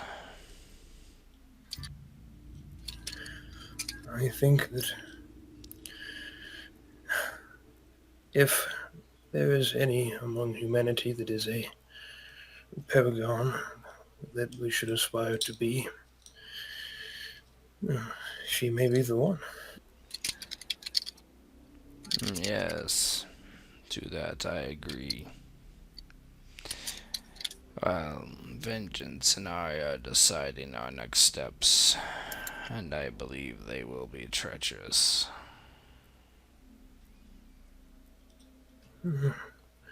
Well, treachery is not something that I fear. Only failing in service to the Maker.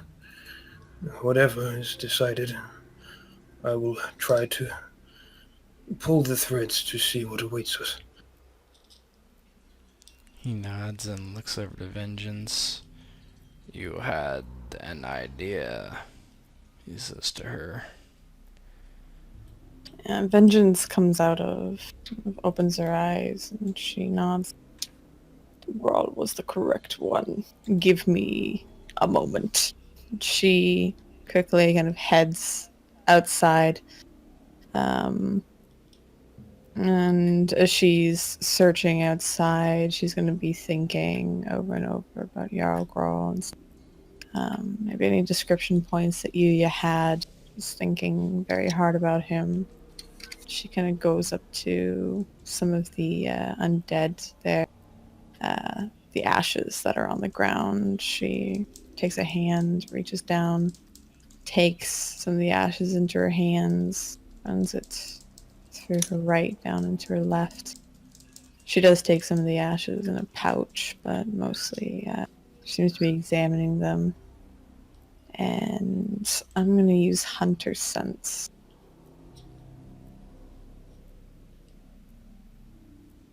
Which I can use Perception. Base target of 6. But I don't know how far away.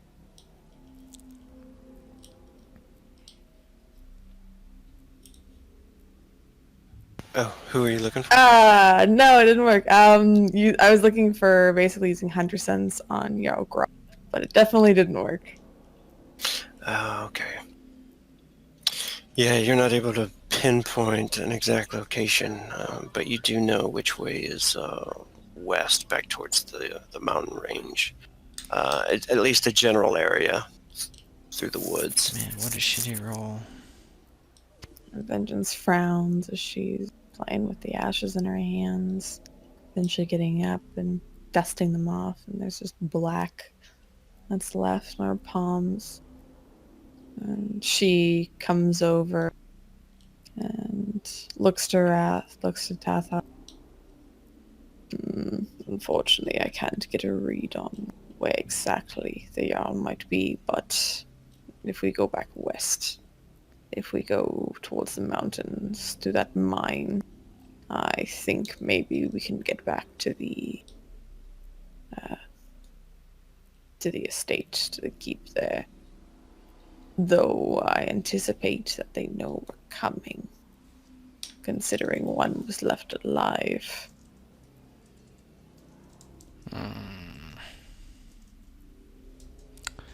Perhaps.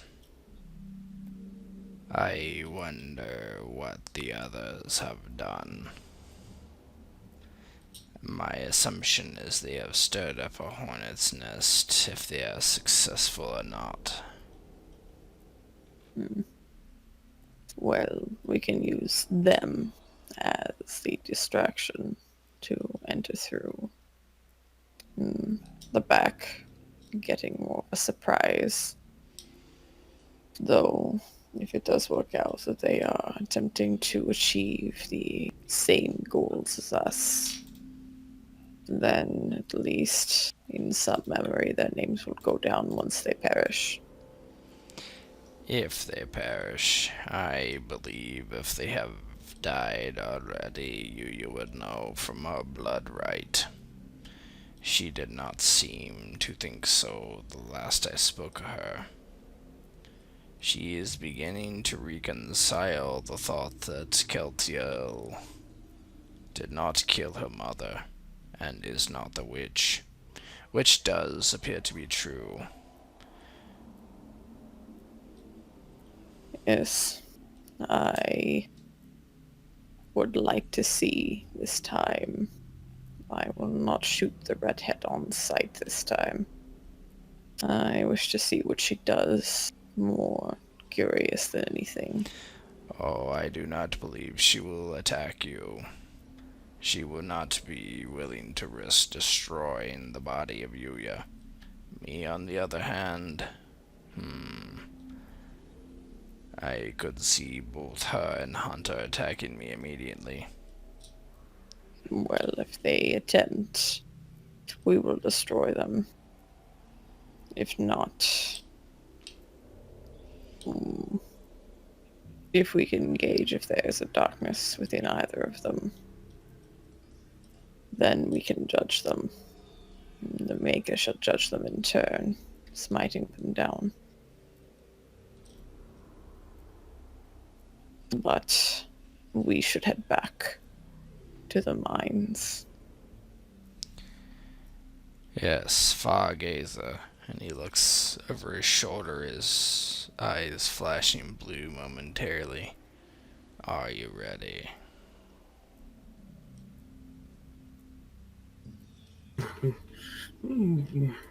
Yes, it should be fine to proceed. Where do we go? This way. Vengeance will start leading them back towards the mine. This time you can tell she's not running up ahead, not being impatient. She's walking in front of them, but she's making sure to keep pace, occasionally glancing back at them to make sure they're keeping up, slowing down if our gazer needs to rest slightly. Seems to be a lot more considerate than before.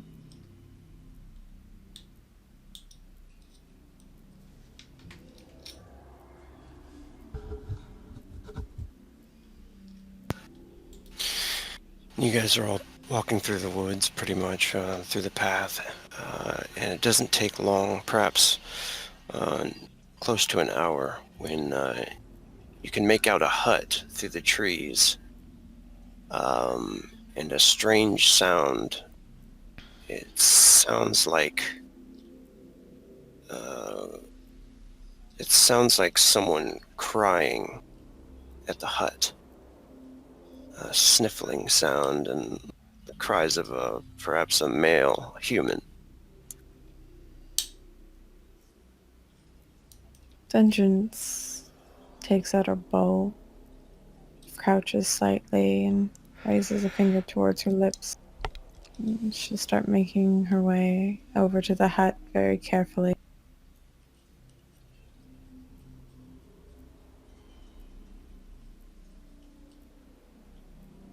Does anyone else have anything in their hands?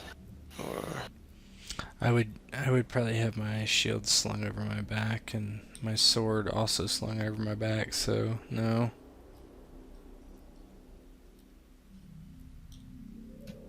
I just have my staff.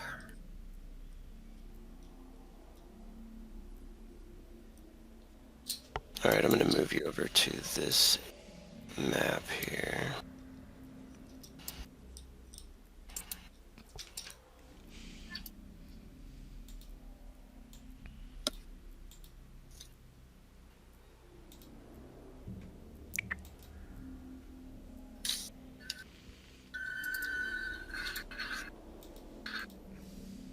Everybody see okay? Mm-hmm. Okay. Yeah, and you guys can kind of make your way towards the east if you wish. That's towards the hut. It's over this way. Well, east on the map. You're actually moving in a different direction. Towards the mines, you hope. And the sounds kind of fade out, the human sounds crying and everything. And you notice the hut, and you can see some strange stones standing past the hut. Almost runes and strange symbols painted on the stones. The trees have weird things hanging from them, like, the crow's legs and bones and stuff like that. This could be a witch's hut. Lady Vengeance, I would ask you, be still a moment. Of course, Gazer. I sense something strange, though I am sure you certainly both feel it as well, as energy and those strange effigies. I wish to sense to see if there are other life forms around this place. Would you give me just a moment? Of course. Tathar is going to lean on his staff a bit and will use Detect Life. For this portion. Target number would be a 4. Yeah, Detect Life. You sense the 2 life forms in the hut. They, as you kind of look, you can see the spirits of the trees and things like that wavering. It's almost like you're looking astrally. You can kind of see through the hut, and you can see the spirits of 2 humanoid forms. One is smaller than the other one, and they both seem to be laying down. It looks like in a basement of the hut, because you can see the hut's level, and then below them. It is strange, and he will end the spell. And, he rubs his head a bit. There are two beings with spirits inside the hut, but not on the floor of it. Laying down in a cellar of some sort. Hiding, perhaps. Perhaps we should tread with caution. My senses can detect living beings and spirits, but the dead I have had trouble with detecting with this spell before. There could still be evil within. Well then, let me look into the future and see our path. And Wrath would look like 20 minutes into the future and try to get a peek of what's going to happen with his astral sight, if possible.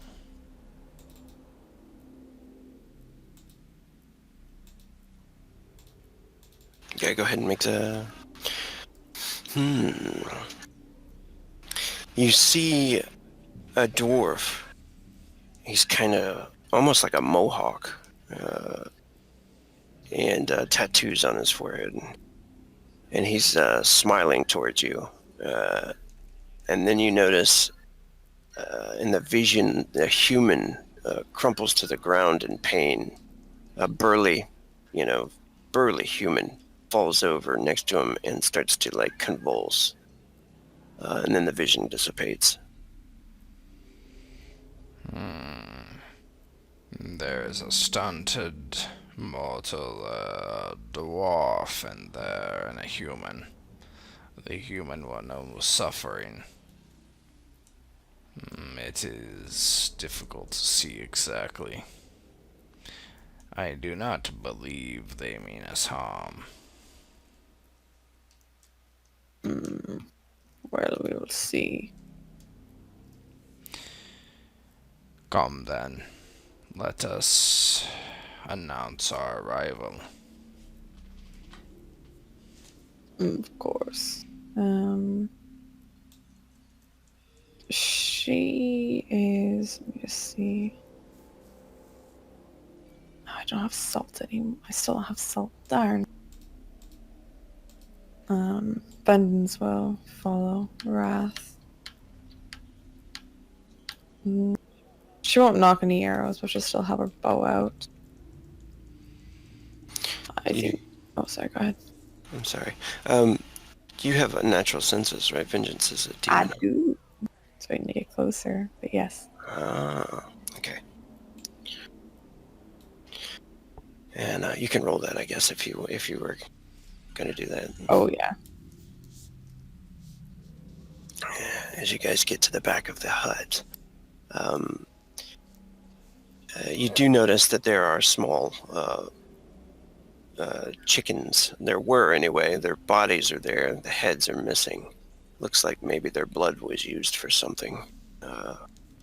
There was a small goat-like creature as well that looks to appear to have been sacrificed, possibly last night. Yeah, Wrath just heads up. Is there a door here?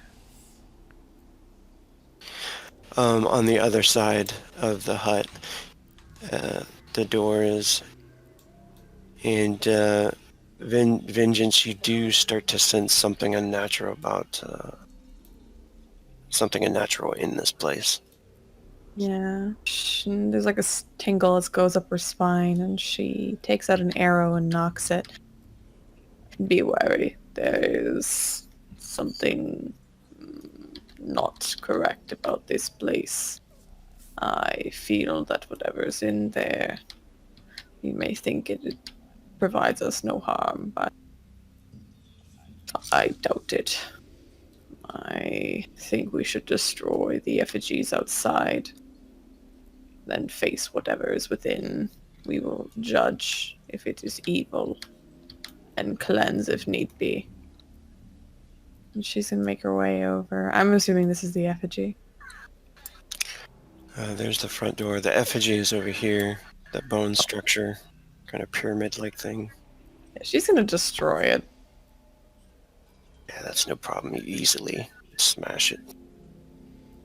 Wrath just watches Vengeance smash this and slowly pulls out his sword, slings his shield.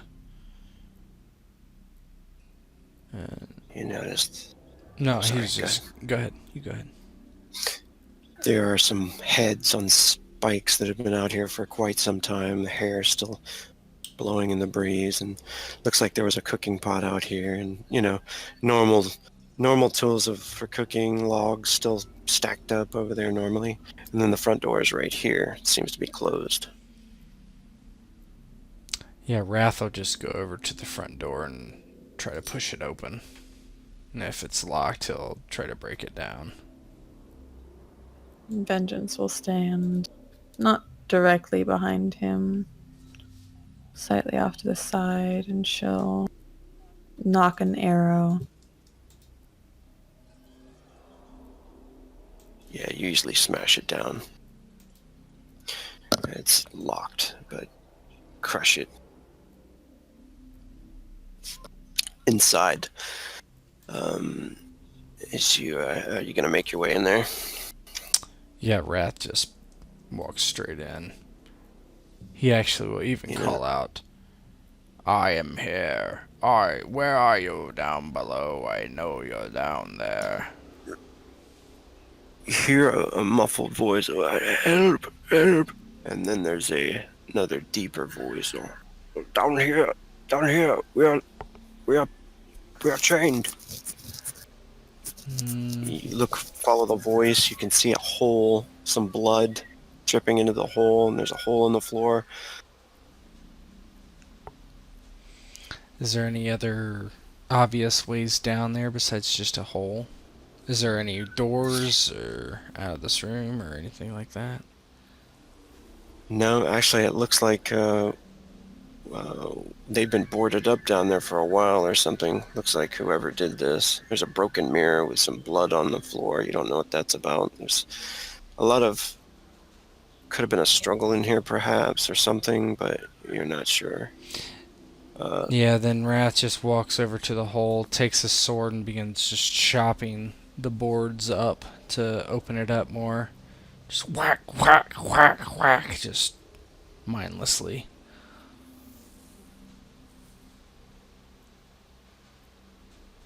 Yeah, and you're able to find the human, burly human, wild hair, wild beard, Northman definitely. He seems wounded on his leg. He seems to be bleeding from his mouth and his nose, and his eyes seem like really bloodshot for some reason. And he feels warm to the touch. He's got his hands bound, leather bound, behind his back and around his feet, his ankles. You notice the dwarf as well. The dwarf is kind of beat up, but he's not burning up like a fever like the other guy is. Yeah, Wrath remembers kind of... So they're below us still? They were. You can just Okay. pull them out. So Wrath would help them up, but not untie, particularly the human. And he'll say, just plain as day in front of everybody, "I dreamed this one is cursed." And he nods to the human. "Something will ravage his insides."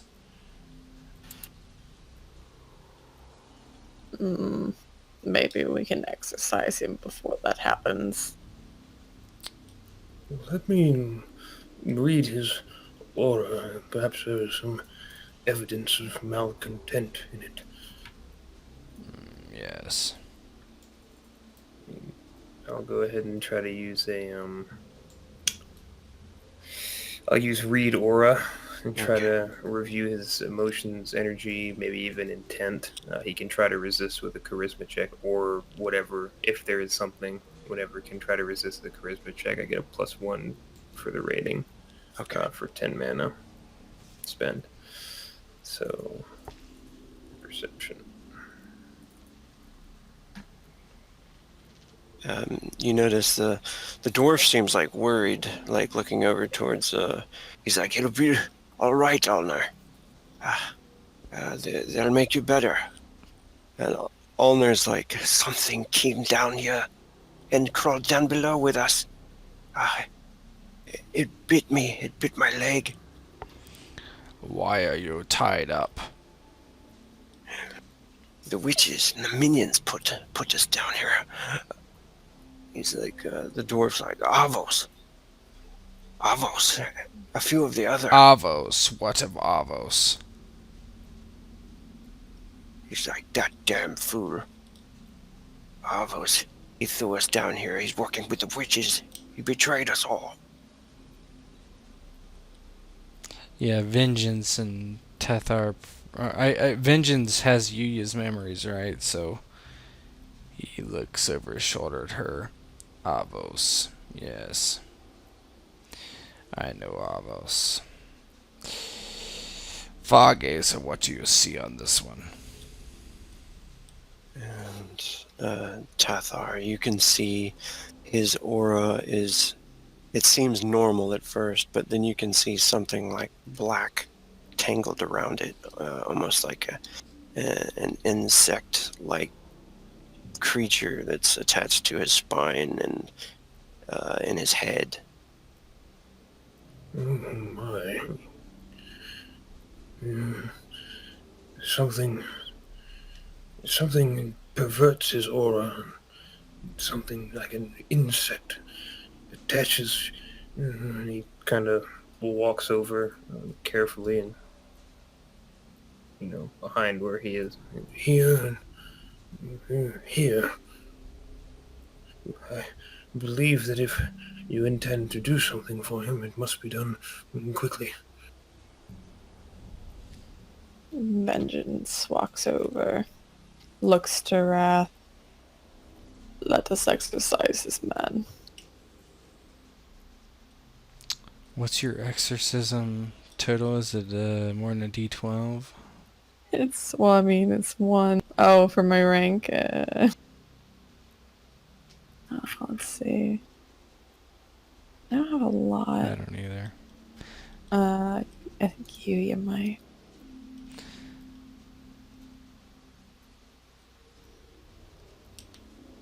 Yep, Yuya has pretty good exorcism. Yeah, I don't even know that Wrath would know that. He looks at Eleanor and says, I am an ill practice for this. I will try to drive this thing from you, but know this. Pray to the Maker, for if I do not succeed, I will strike you down before you can turn into some monster. Honor looks worried and he just lays there and he's like, and he closes his eyes. He starts to pray to Beogard. No. You will die if you do that. Pray to the Maker. The Maker? Who is that? The Maker is the one true God that watches over all of us. You see the dwarf, Norum. He's like, just do it, man. Pray to all the gods, damn it. Repeat after me. Our Father in heaven, hallowed be your name. Father in heaven, hallowed be your Louder! name. Our Father in heavens, hallowed be thy name. Your kingdom come, your will be done. Your kingdom come, your will be done. On earth as it is in heaven. On earth as it is in heaven.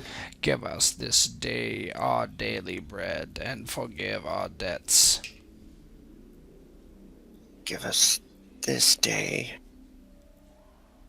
and forgive our debts.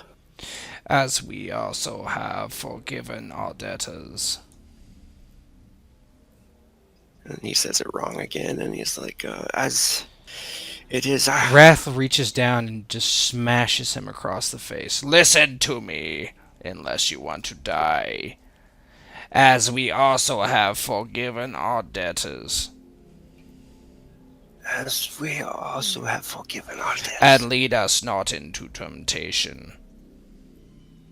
And lead us not into temptation. But deliver us from evil.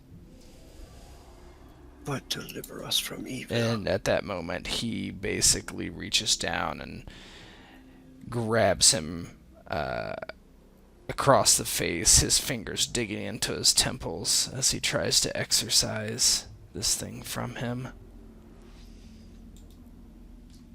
Which I am destined to fail. So, yep. Should have praised Yana. Yeah. And yeah, you can see he starts to like quiver and convulse, and he ends up falling to the ground and twitching a bunch. And the dwarf is like looking around frantically. Is it working?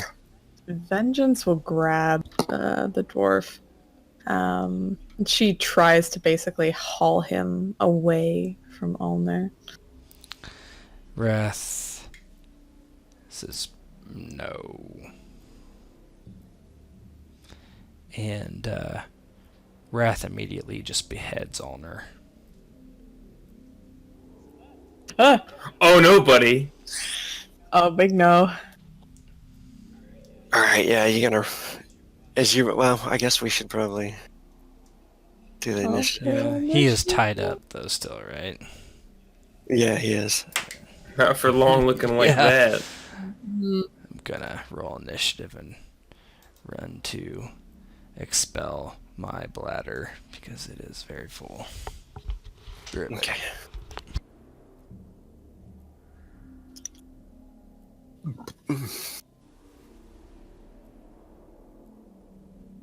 Yeah, I'm gonna get water really quick. Mm-hmm. I mean, I may as well at this point. Yeah. Oh my god, man, I've been rolling crazy initiative.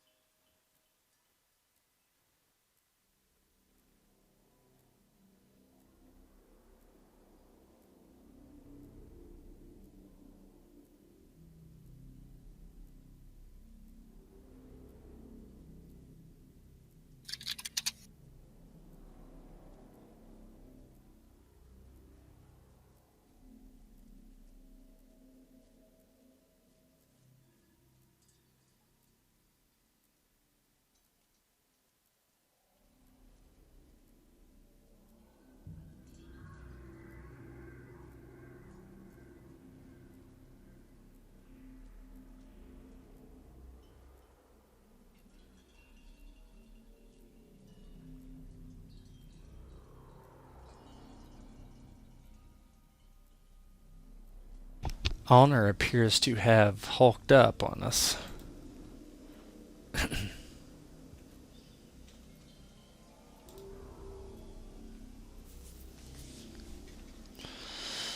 Holy shit, that is fucking crazy looking.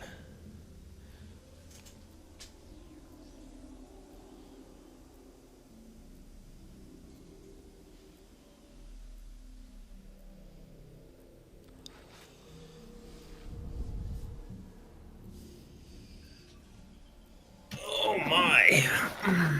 Ulner's hulked up a bit. Holy shit, that's a big boy. Lord Wrath, I would say this is a bit fucked, to be completely honest. One day I will succeed in an exorcism role, maybe. Just gotta get Yuya up there. I could have told you I told you she did it. Yeah. I told you. Yeah. Not that she would have rolled much better. It would have been a 7, the way the dice fell. Well, seven's better than But then he 2. would have rolled. Yeah, we would have done He it. would have rolled a 10. No, we would have done this anyway, even if she did it. You had to go off of what was more likely to happen, but in reality, if we're looking at the dice log, because it would have been 2-5 for her for 7, then 1-9. Because What the fuck? That thing is huge. It's John Carpenter's The Thing, Oh god. pretty much. So, hey, when you do that healing roll on me, did that heal my hit points or no? I think I so. I gotta make sure I get my 4 hit points. Knowing this, I might need Yeah, them. that's why I was just like, oh, you need more Yeah. healing? Sure. Let me just... he is nice like that. She's magnificent. Yeah. Oh, are you the one who wrapped your arms around me? What? Hold on. Uh-oh. I was actually awake that whole time, but I just listened. I like to listen to your conversations. When's the angel sex gonna start? Why is this taking so long? That's why I came. That's why I came. Not even a pun. I haven't come yet. I came to Oh, come. the Right, skill I dice. came to do it. The skill dice result rolled equals how many hit points the target receives. So you do get the So I'm 4. back up to full. Awesome. All right, got it. All right. I'm back. Hello. All right. You guys ready for this one? I think we should smash a Sure. mirror on it. But yeah. That's probably what the mirror's for. Let's go. All right. We're ready. And so yeah, the whatever it is, ulnar. As you go over to, you start to take your blade back. He's convulsing heavily on the ground, and then his head kind of splits open, and instead of his spine, and these tentacle-like things start to rip out of his body and like turn it inside out, pretty much. The wound where his leg was becomes like a mouth, and teeth and things coming out, and he just starts to shape into some horrific creature.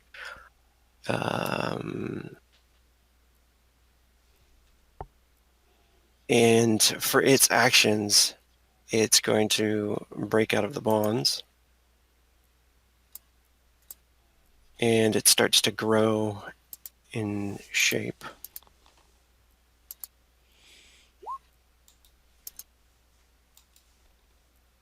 All right, so for this round, it is actually still tangled up and throwing things, away from it, kicking things.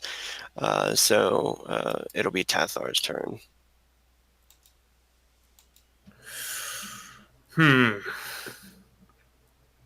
This is a problem.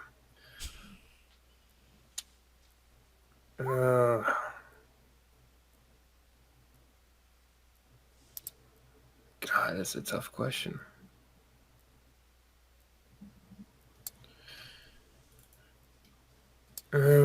He's seeing that this is a rapidly deteriorating situation. Vengeance had her bow out, yeah. Mm-hmm.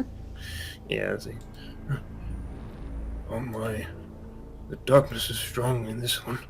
And he will reach out to touch Vengeance's bow without asking, heretically. and we'll try to imbue it with fire.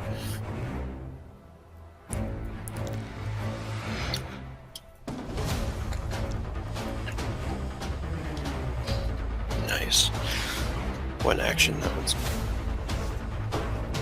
Okay, that cost me 12. Does that give her a D6? It for her? does. Okay. D6 fire. It's nice. And then he will use the old standby. It starts to radiate energy from his fingers, and he's going to try to cast Wither on what was once a man and is now a monster.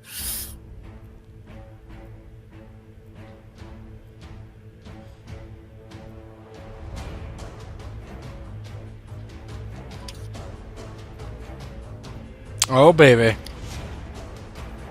Nice. Now one.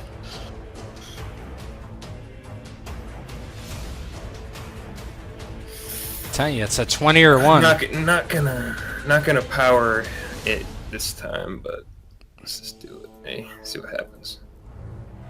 Wait, what? Oh, I didn't multiply by the power, so that's by 8, so 48. 48. Yeah. Through his armor, though. Alright. That's it for me. Alright. Norum is actually going to make a willpower check, seeing his friend split in half like that. He fails his willpower, so he runs out the door. Ah! And Vengeance, your turn. Vengeance casts a glance towards Fargazer as he touches her bow. She just nods and she starts to draw arrows. I'll do a quick action for the first. So I'm just going to fire a regular arrow.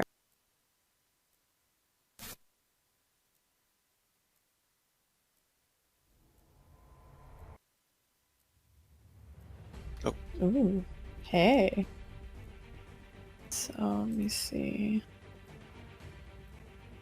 So I also get 1d6 from the fire, another d6 from improved weapon. That one should already be in there. Okay, so just an extra 1d6. And then times on power bonus. Okay.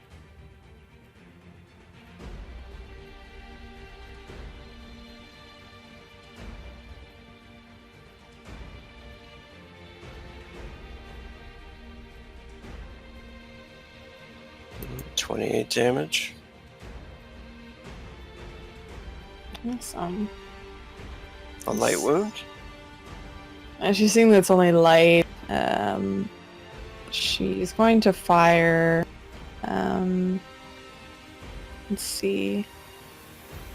Because I have an extra shooting action now. So I'm going to use one frenzy and do a 3 combo attack. Okay.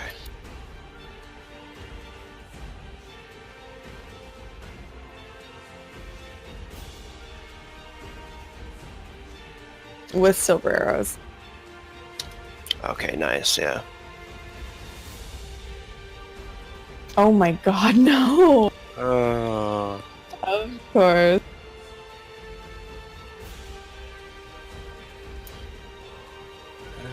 Shooting fumbles. So the arrow probably drops or something. Whatever you want that to look like. Yeah, so as she's, I guess, attempting to fire these weapons in kind of quick succession, the first one, she doesn't fully kind of clip it in right before she fires, and kind of gets tangled up a bit and drops to the floor, and she's going to spend probably the next bit in the next round grabbing the arrows back up. And she starts, she doesn't curse or anything, just starts scoffing to herself and going on the ground and picking the arrows up off the ground. Okay. Wrath. Wrath just wheels back with a heavy attack, swinging as hard as he can at the thing.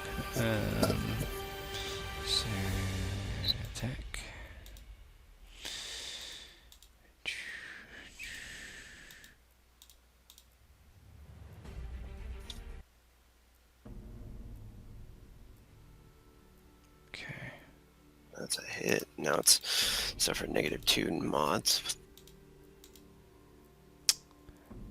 So ×2 power attack, right? Yeah. 42. That's a nice wound. So he swings and just hacks into this mile of flesh. And I'm going to spend 1 fury for another heavy attack.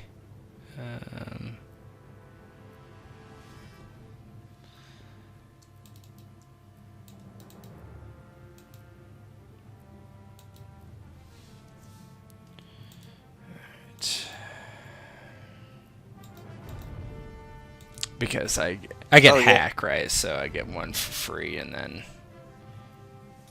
see what I'm doing, right? Yeah. Got him.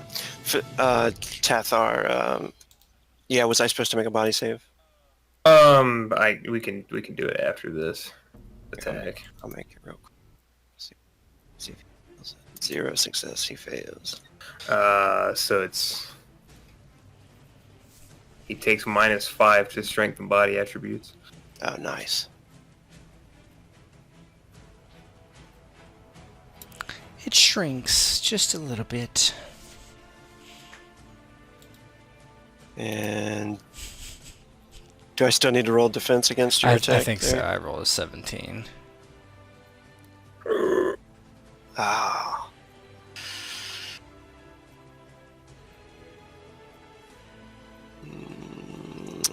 Alright, it defends against that. Tie goes to defender. And Yeah. that's with all the -5 body and -5 strength. Doesn't Yeah. affect his defense. Yeah. Okay. Not yet, but yeah. He's at -2 right now. Who's is that it for Yeah, because I spent 1 frenzy. Actually, I can spend another frenzy for a quick attack, I suppose. I'll do that. Why not? Okay. So just do that real quick. Yeah, and it doesn't seem to have any weapons or anything like that. Jeez. Moving out of the way of everything. Yeah, he's just swinging through nothing. Like tentacles are coiling out of the way as he's just trying to hack into it. Alright, now it stands up. It's going to try to make the 2 actions to break free with the strength check at -5. And does not. But you notice it does waste some actions, but you notice the tentacle that rips out like of the side of his body goes to shoot at Wrath to try to wrap around him. Can Was I that do a weak? block? Mm-hmm. Oh, you get a free attack at him. It's a quick attack. Mm-hmm.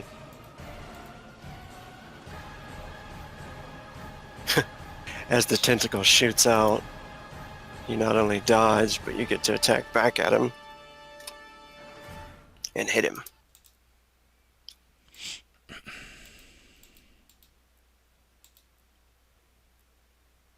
Nice. Yeah, the tentacle swings out and he swings into the tentacle, like cutting it, and black ichor flies all over the ceiling and walls everywhere as he slices through it.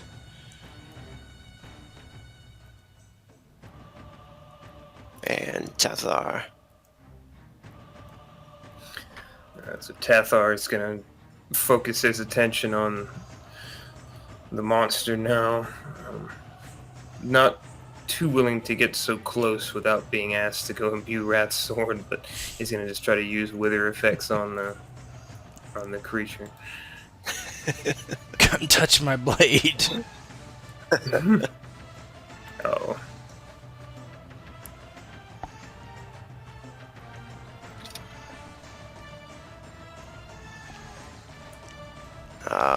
critical. I'm telling you, it's What's a the 1 or a difference? 20. This game is 1s and 20s. He's going to shoot a tentacle towards you. Towards Tathar.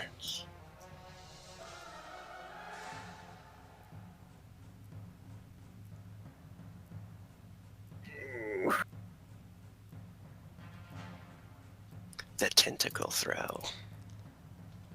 About to get hentai. Is this Too typing? old for this fetish. Oh no! No part of this. No orifice is open for business, young man. And so Tethar sees the tentacle fling through and just kind of leans his head to the left. Ooh, I'll have none of that. And he goes to try to use another wither burning a frenzy. Make sure I'm keeping track of the mana. Where is it? Well, it is good that you guys didn't unbind him. He's actually been tangled up for 4 actions so far. I think somebody else showed this kind of thing, and I remembered that they turned into something bad. I can't remember what that was, but I remember it. Yeah, that was It's one of the the witch worst. with the bad aura that Maybe, yeah. made out with Farthnar.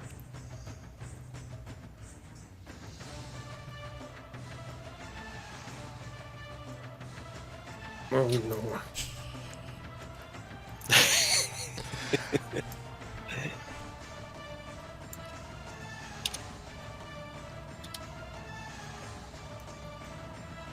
Damn. Alright, that is a miss. And is that it for Tath? Yes. Alright, Noram is still hiding. And Vengeance's turn. Vengeance is gonna move slightly around, get a better angle so she's not shooting through Wrath. And gonna use, I guess she'll pick up those arrows before using 2 actions. And then with her final action, 2 Frenzy, she's gonna shoot those arrows she meant to shoot before. Is this a Deadeye shot? I was just gonna do a combo. Oh, okay, yeah. I don't have Deadeye yet. Ah. And do you have, I think you have Demon Hate too. 2. I've included that in the 2. Okay, cool.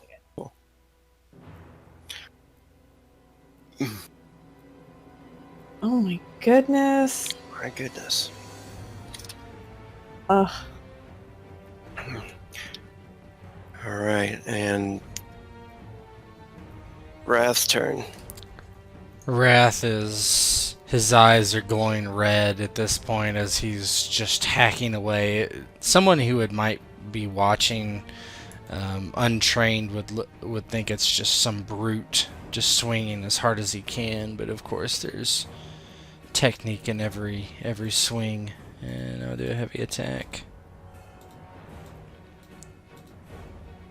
Jesus.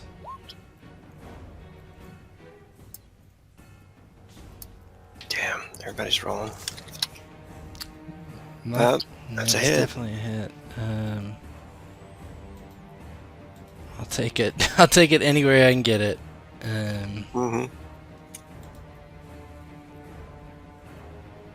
Nice, that's a nice one.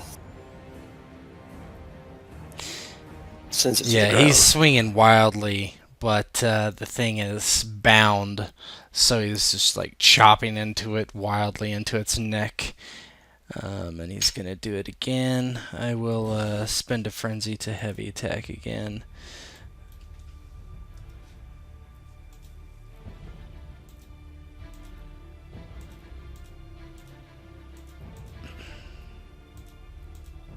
This time it gets negative. Jesus. 3 to defend. Come on. Hmm. Whiff. Is that it for Wrath? it. That's all. Well, no, I'll do another quick attack with my last frenzy. Yeah, why not? Okay.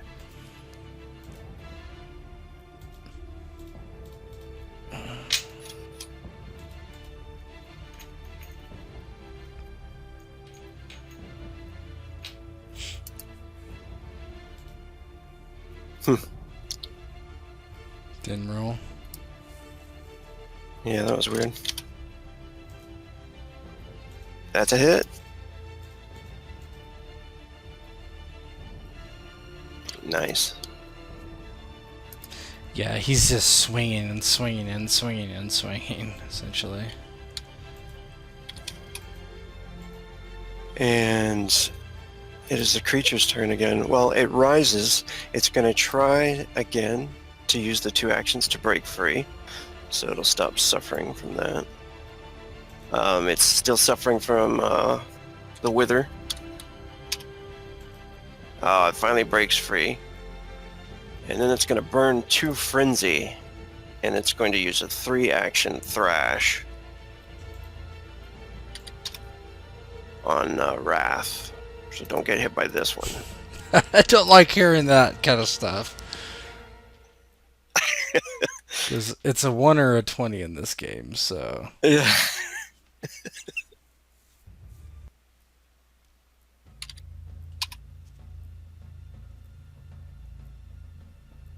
Combo attack.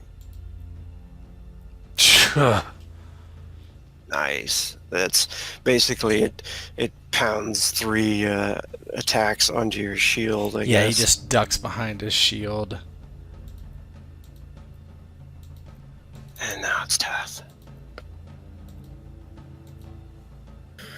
This is going poorly. I'm gonna just gonna try to use Wither on it, seeing it's out of its binds. Just gonna try to draw from within to get this thing taken care of. Nice. That's a hit. And this is 8 power damage. Yes, and then Unless you want to throw it in there. I'm going all in for my boy. Haha. I'm gonna use Power Surge. The last 2 saga points I have spanked to make it times 10. Nice. This could do it. In the name of God. That's not very good. Oh my god! Does he have to make another body save? He does. I think it's cumulative. That'll be good. And he's going to suffer... Is it negative 10? Ooh, Gonna be negative 11. So negative 11 to his rolls, which is going to bring him down to negative. Is that? I just want to make sure. Is it rolls or is it actual stats? I usually do like either or. I Okay. can take his... Yeah. I'm fine with whatever. I'm just making sure. Yeah. It's just easier to actually do this. That works for me. Yeah, that sucks. Negative 11 sucks bad. So I have no way to recover mana, but that's not going to stop me from burning a frenzy and using weather. It's going to put me 6 in to negatives. So it's what, 12 hit points? 12 hit points, yeah. That's fine. That'll be a bit of a nosebleed. I've bled for worse. Yeah, so Tathar starts to get a bit of a nosebleed, some blood coming from the ears, and it's gonna use Wither again. Oh, that's actually There a you 9. go. Ooh, a critical hit. And that's going to be 16 power damage. That was worth it, I think. Oh, baby. Oh, there it goes. There we go. That's looking very wounded now. She's Another body very save. wounded. It's looking very wounded. I feel happy. Not Body save. Yeah, he's gonna make a body save again. Fails again. 14. Vengeance Alright. finally hit.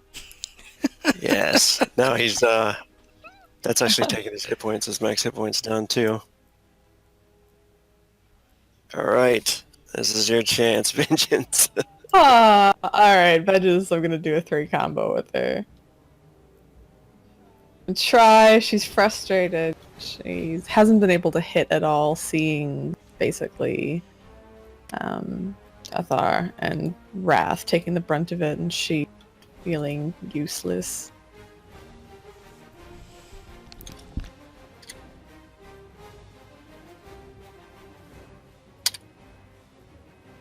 That's a There hit. we go. So it's with the silver. So it's 3 and then 2 power damage. So that'll be a 6 power damage. 6, but it's for each arrow, right? Right, so you did 3 shots. So 3 shots. times. It'll be a 3 combo damage and 2 power damage. So you can do a 3 asterisk 2 when it comes to power. Or you can just put a 6 in.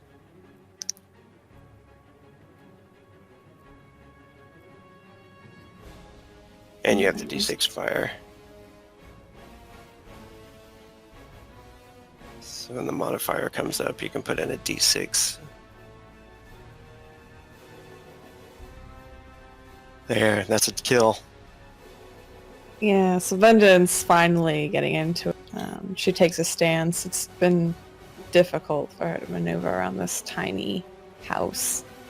And she draws the arrows, fires them quick succession, one in one shoulder, one in the other, and finally one in its kind of writhing head. And as the final arrow hits, she watches as it slowly crashes to the ground. Tentacles slowly stop writhing. And from there, she puts down the bow back down to her side, looks over at Tathar, and then Wrath.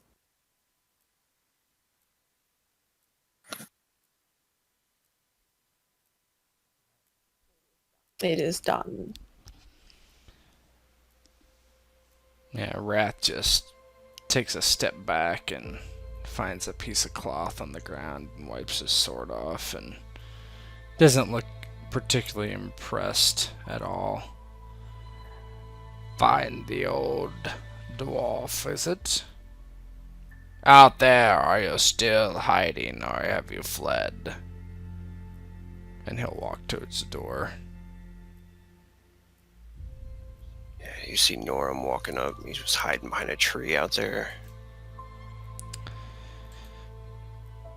It is done.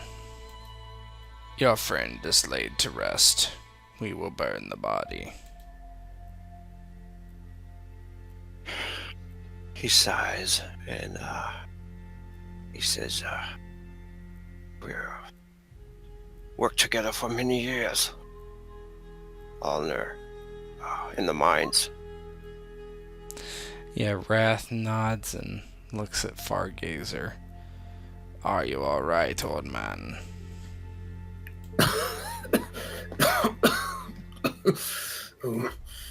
Just over exerted myself a bit. I just need to sit down a moment. You require assistance.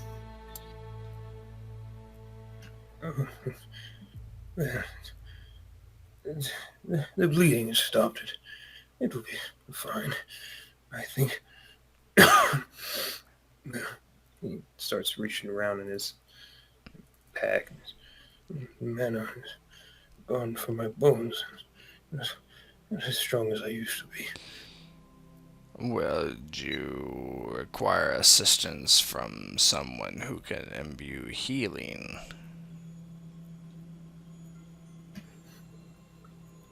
I would not seek to trouble. No, you. I will be fine. I will recover. It is no bother. We need you at full strength, Tathar. And you look like you need mana. Again, do you have anything to replenish? I will have some fire leaf I can grind up. I will persevere. As the Maker wills it. Vengeance leans down, looking in her pack, and she finds that jug that she still has with about 2 drinks left from the pool where the tree was. She gives it over to Tathar. Here.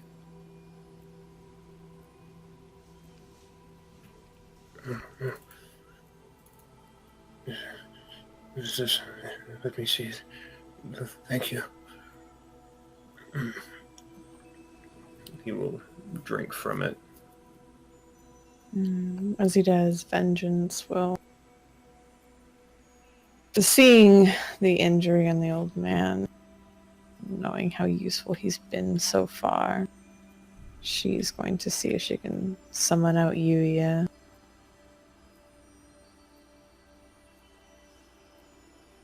Yeah, you can pull her pretty easily. Yuya comes out. Vengeance closes her eyes for a moment and then opens them. Yuya, looking around, a bit confused, blinking. She rubs her eyes a little. Where are we now? We've killed some demon that was possessing a man. Tathar has overexerted himself. Oh, And she looks over to Tathar. oh, yeah, you look a little bit, worse for wear there. Let me see it. And she'll come over to Tathar.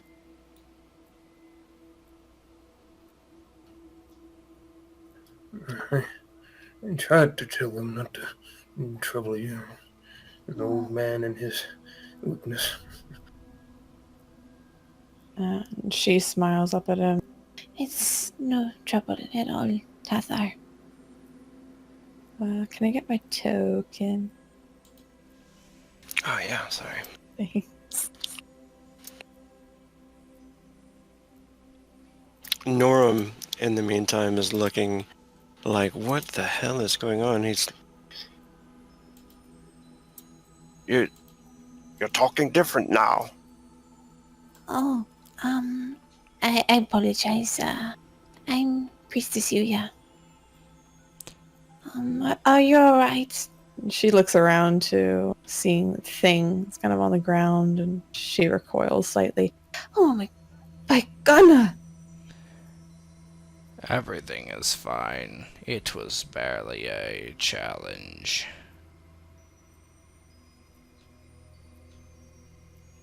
You can see Norum is kind of sticking towards the door, like still wondering what the hell's going on. And thank you very much for freeing me. You were lucky.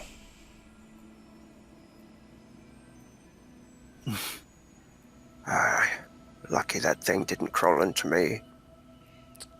Yes, my skills as one that can repel demons from bodies is, well, much forgotten. You tried an exorcism? Yes, Oh, you know, you could have just asked me. I did not know that you could do such things. And Yuya smiles. You know that's why I was asked to come to Skore in the first place, right? He looks confused and says, I never paid attention to anything that was said to the mortals at the time. A failing on my part, certainly. Well, at least you tried. Maybe that's something else we can work on, since you know how to read and all now. He just looks at you and perhaps, but I would drive them free with the light of the Maker, as you should. You will come to understand soon, Yuya.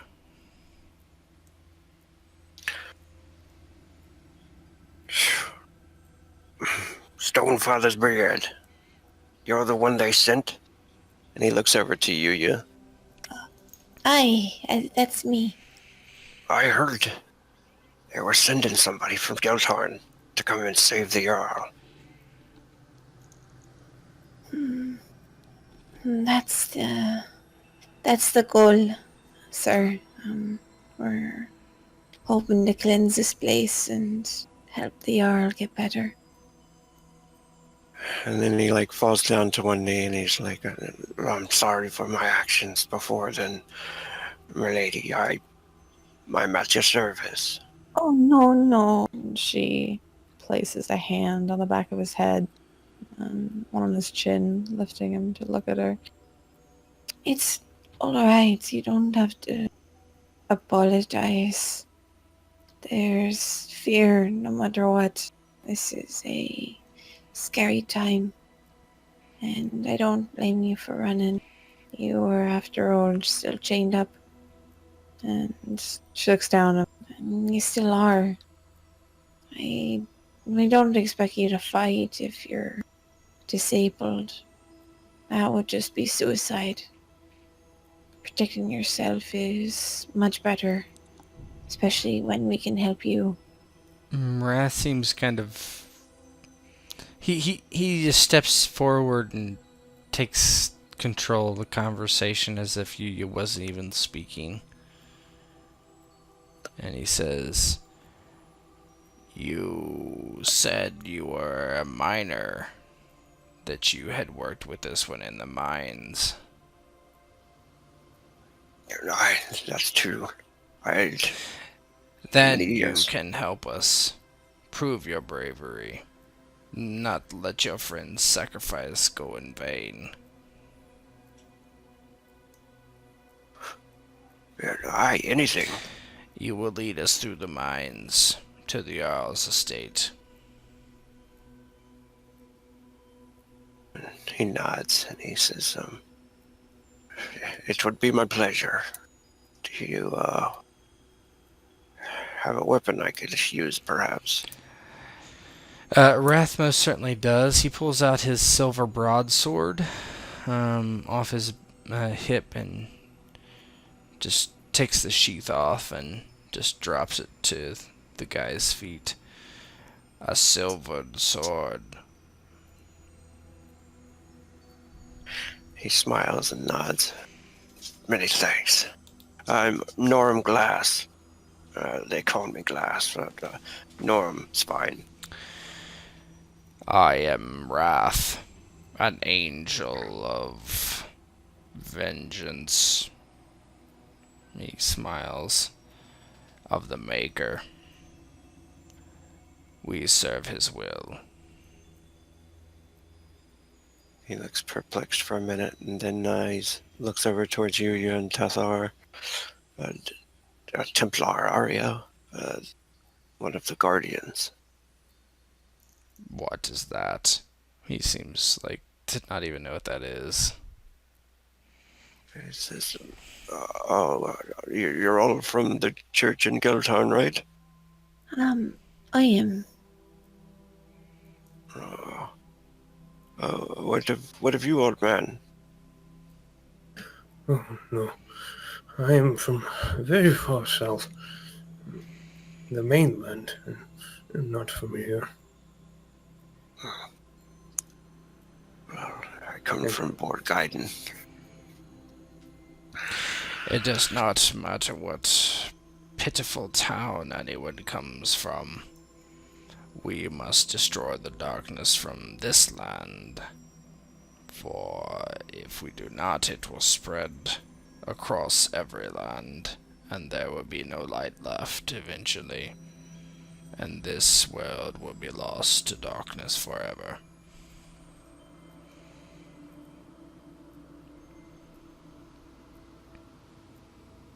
Okay, go ahead.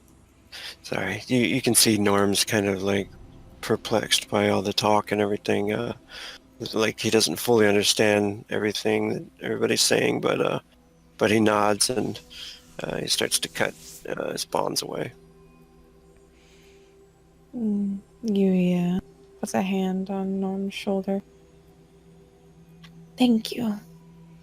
And I can apologize about your friend that we weren't here in time, but may his soul go be guided by Beagard, go towards the light, and be embraced in eternal glory.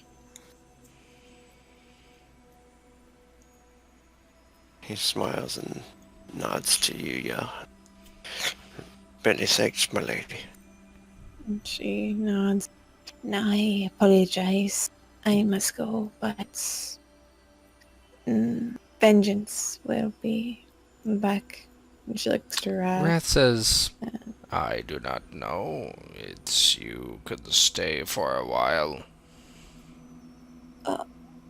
Oh, You see Yuya's genuinely surprised, but taken aback. She cheeks flush a bit. I'll stay a bit longer. To watch over Tathar while he regains his strength. Yes, of course. And Wrath looks to Glass and says, you will take us to the mines then.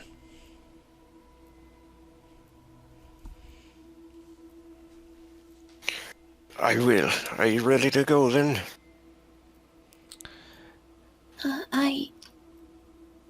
And does anybody have any other closing words for this evening? Wrath will walk out, and the only thing he will make sure of is that this place burns as they leave.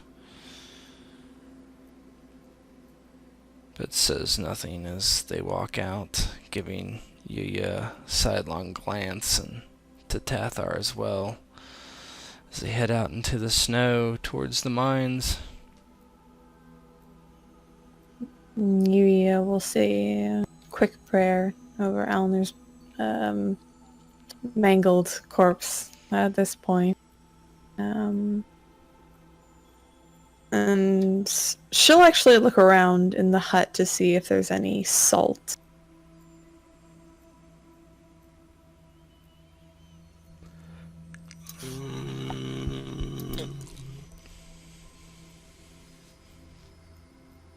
Roll a spiritual. Okay.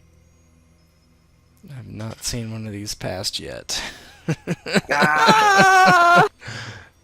I've seen one, and that was only when I prayed to the Maker to make my bow. Still no salt yet. Should have prayed to the Maker instead of Ghana, yeah. I know. Damn it. Yeah, but she looks around for salt and just shakes her head when she can't find any, making her way out.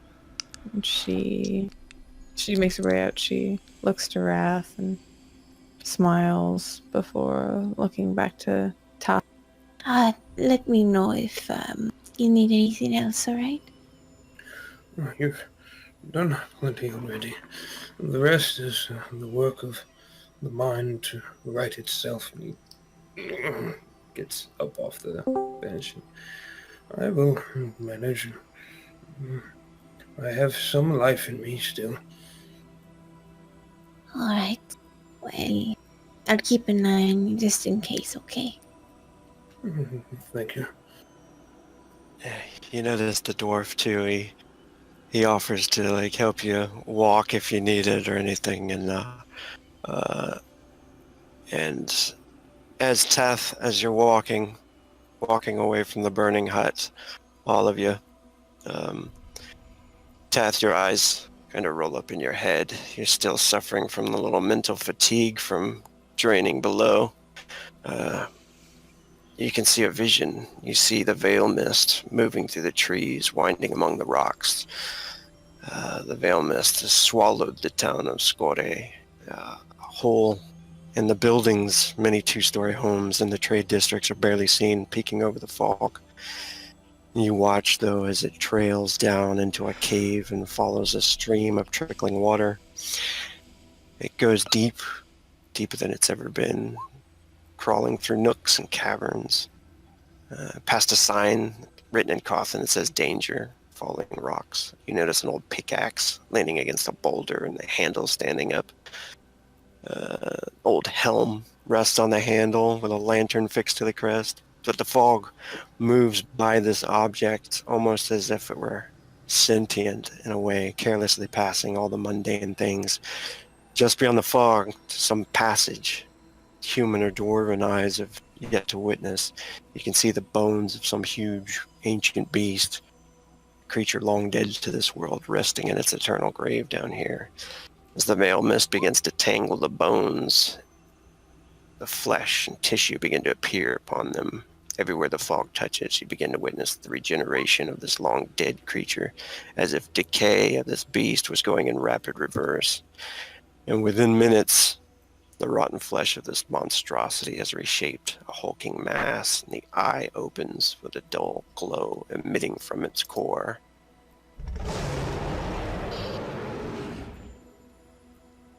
And that's where we end it. And the dragon?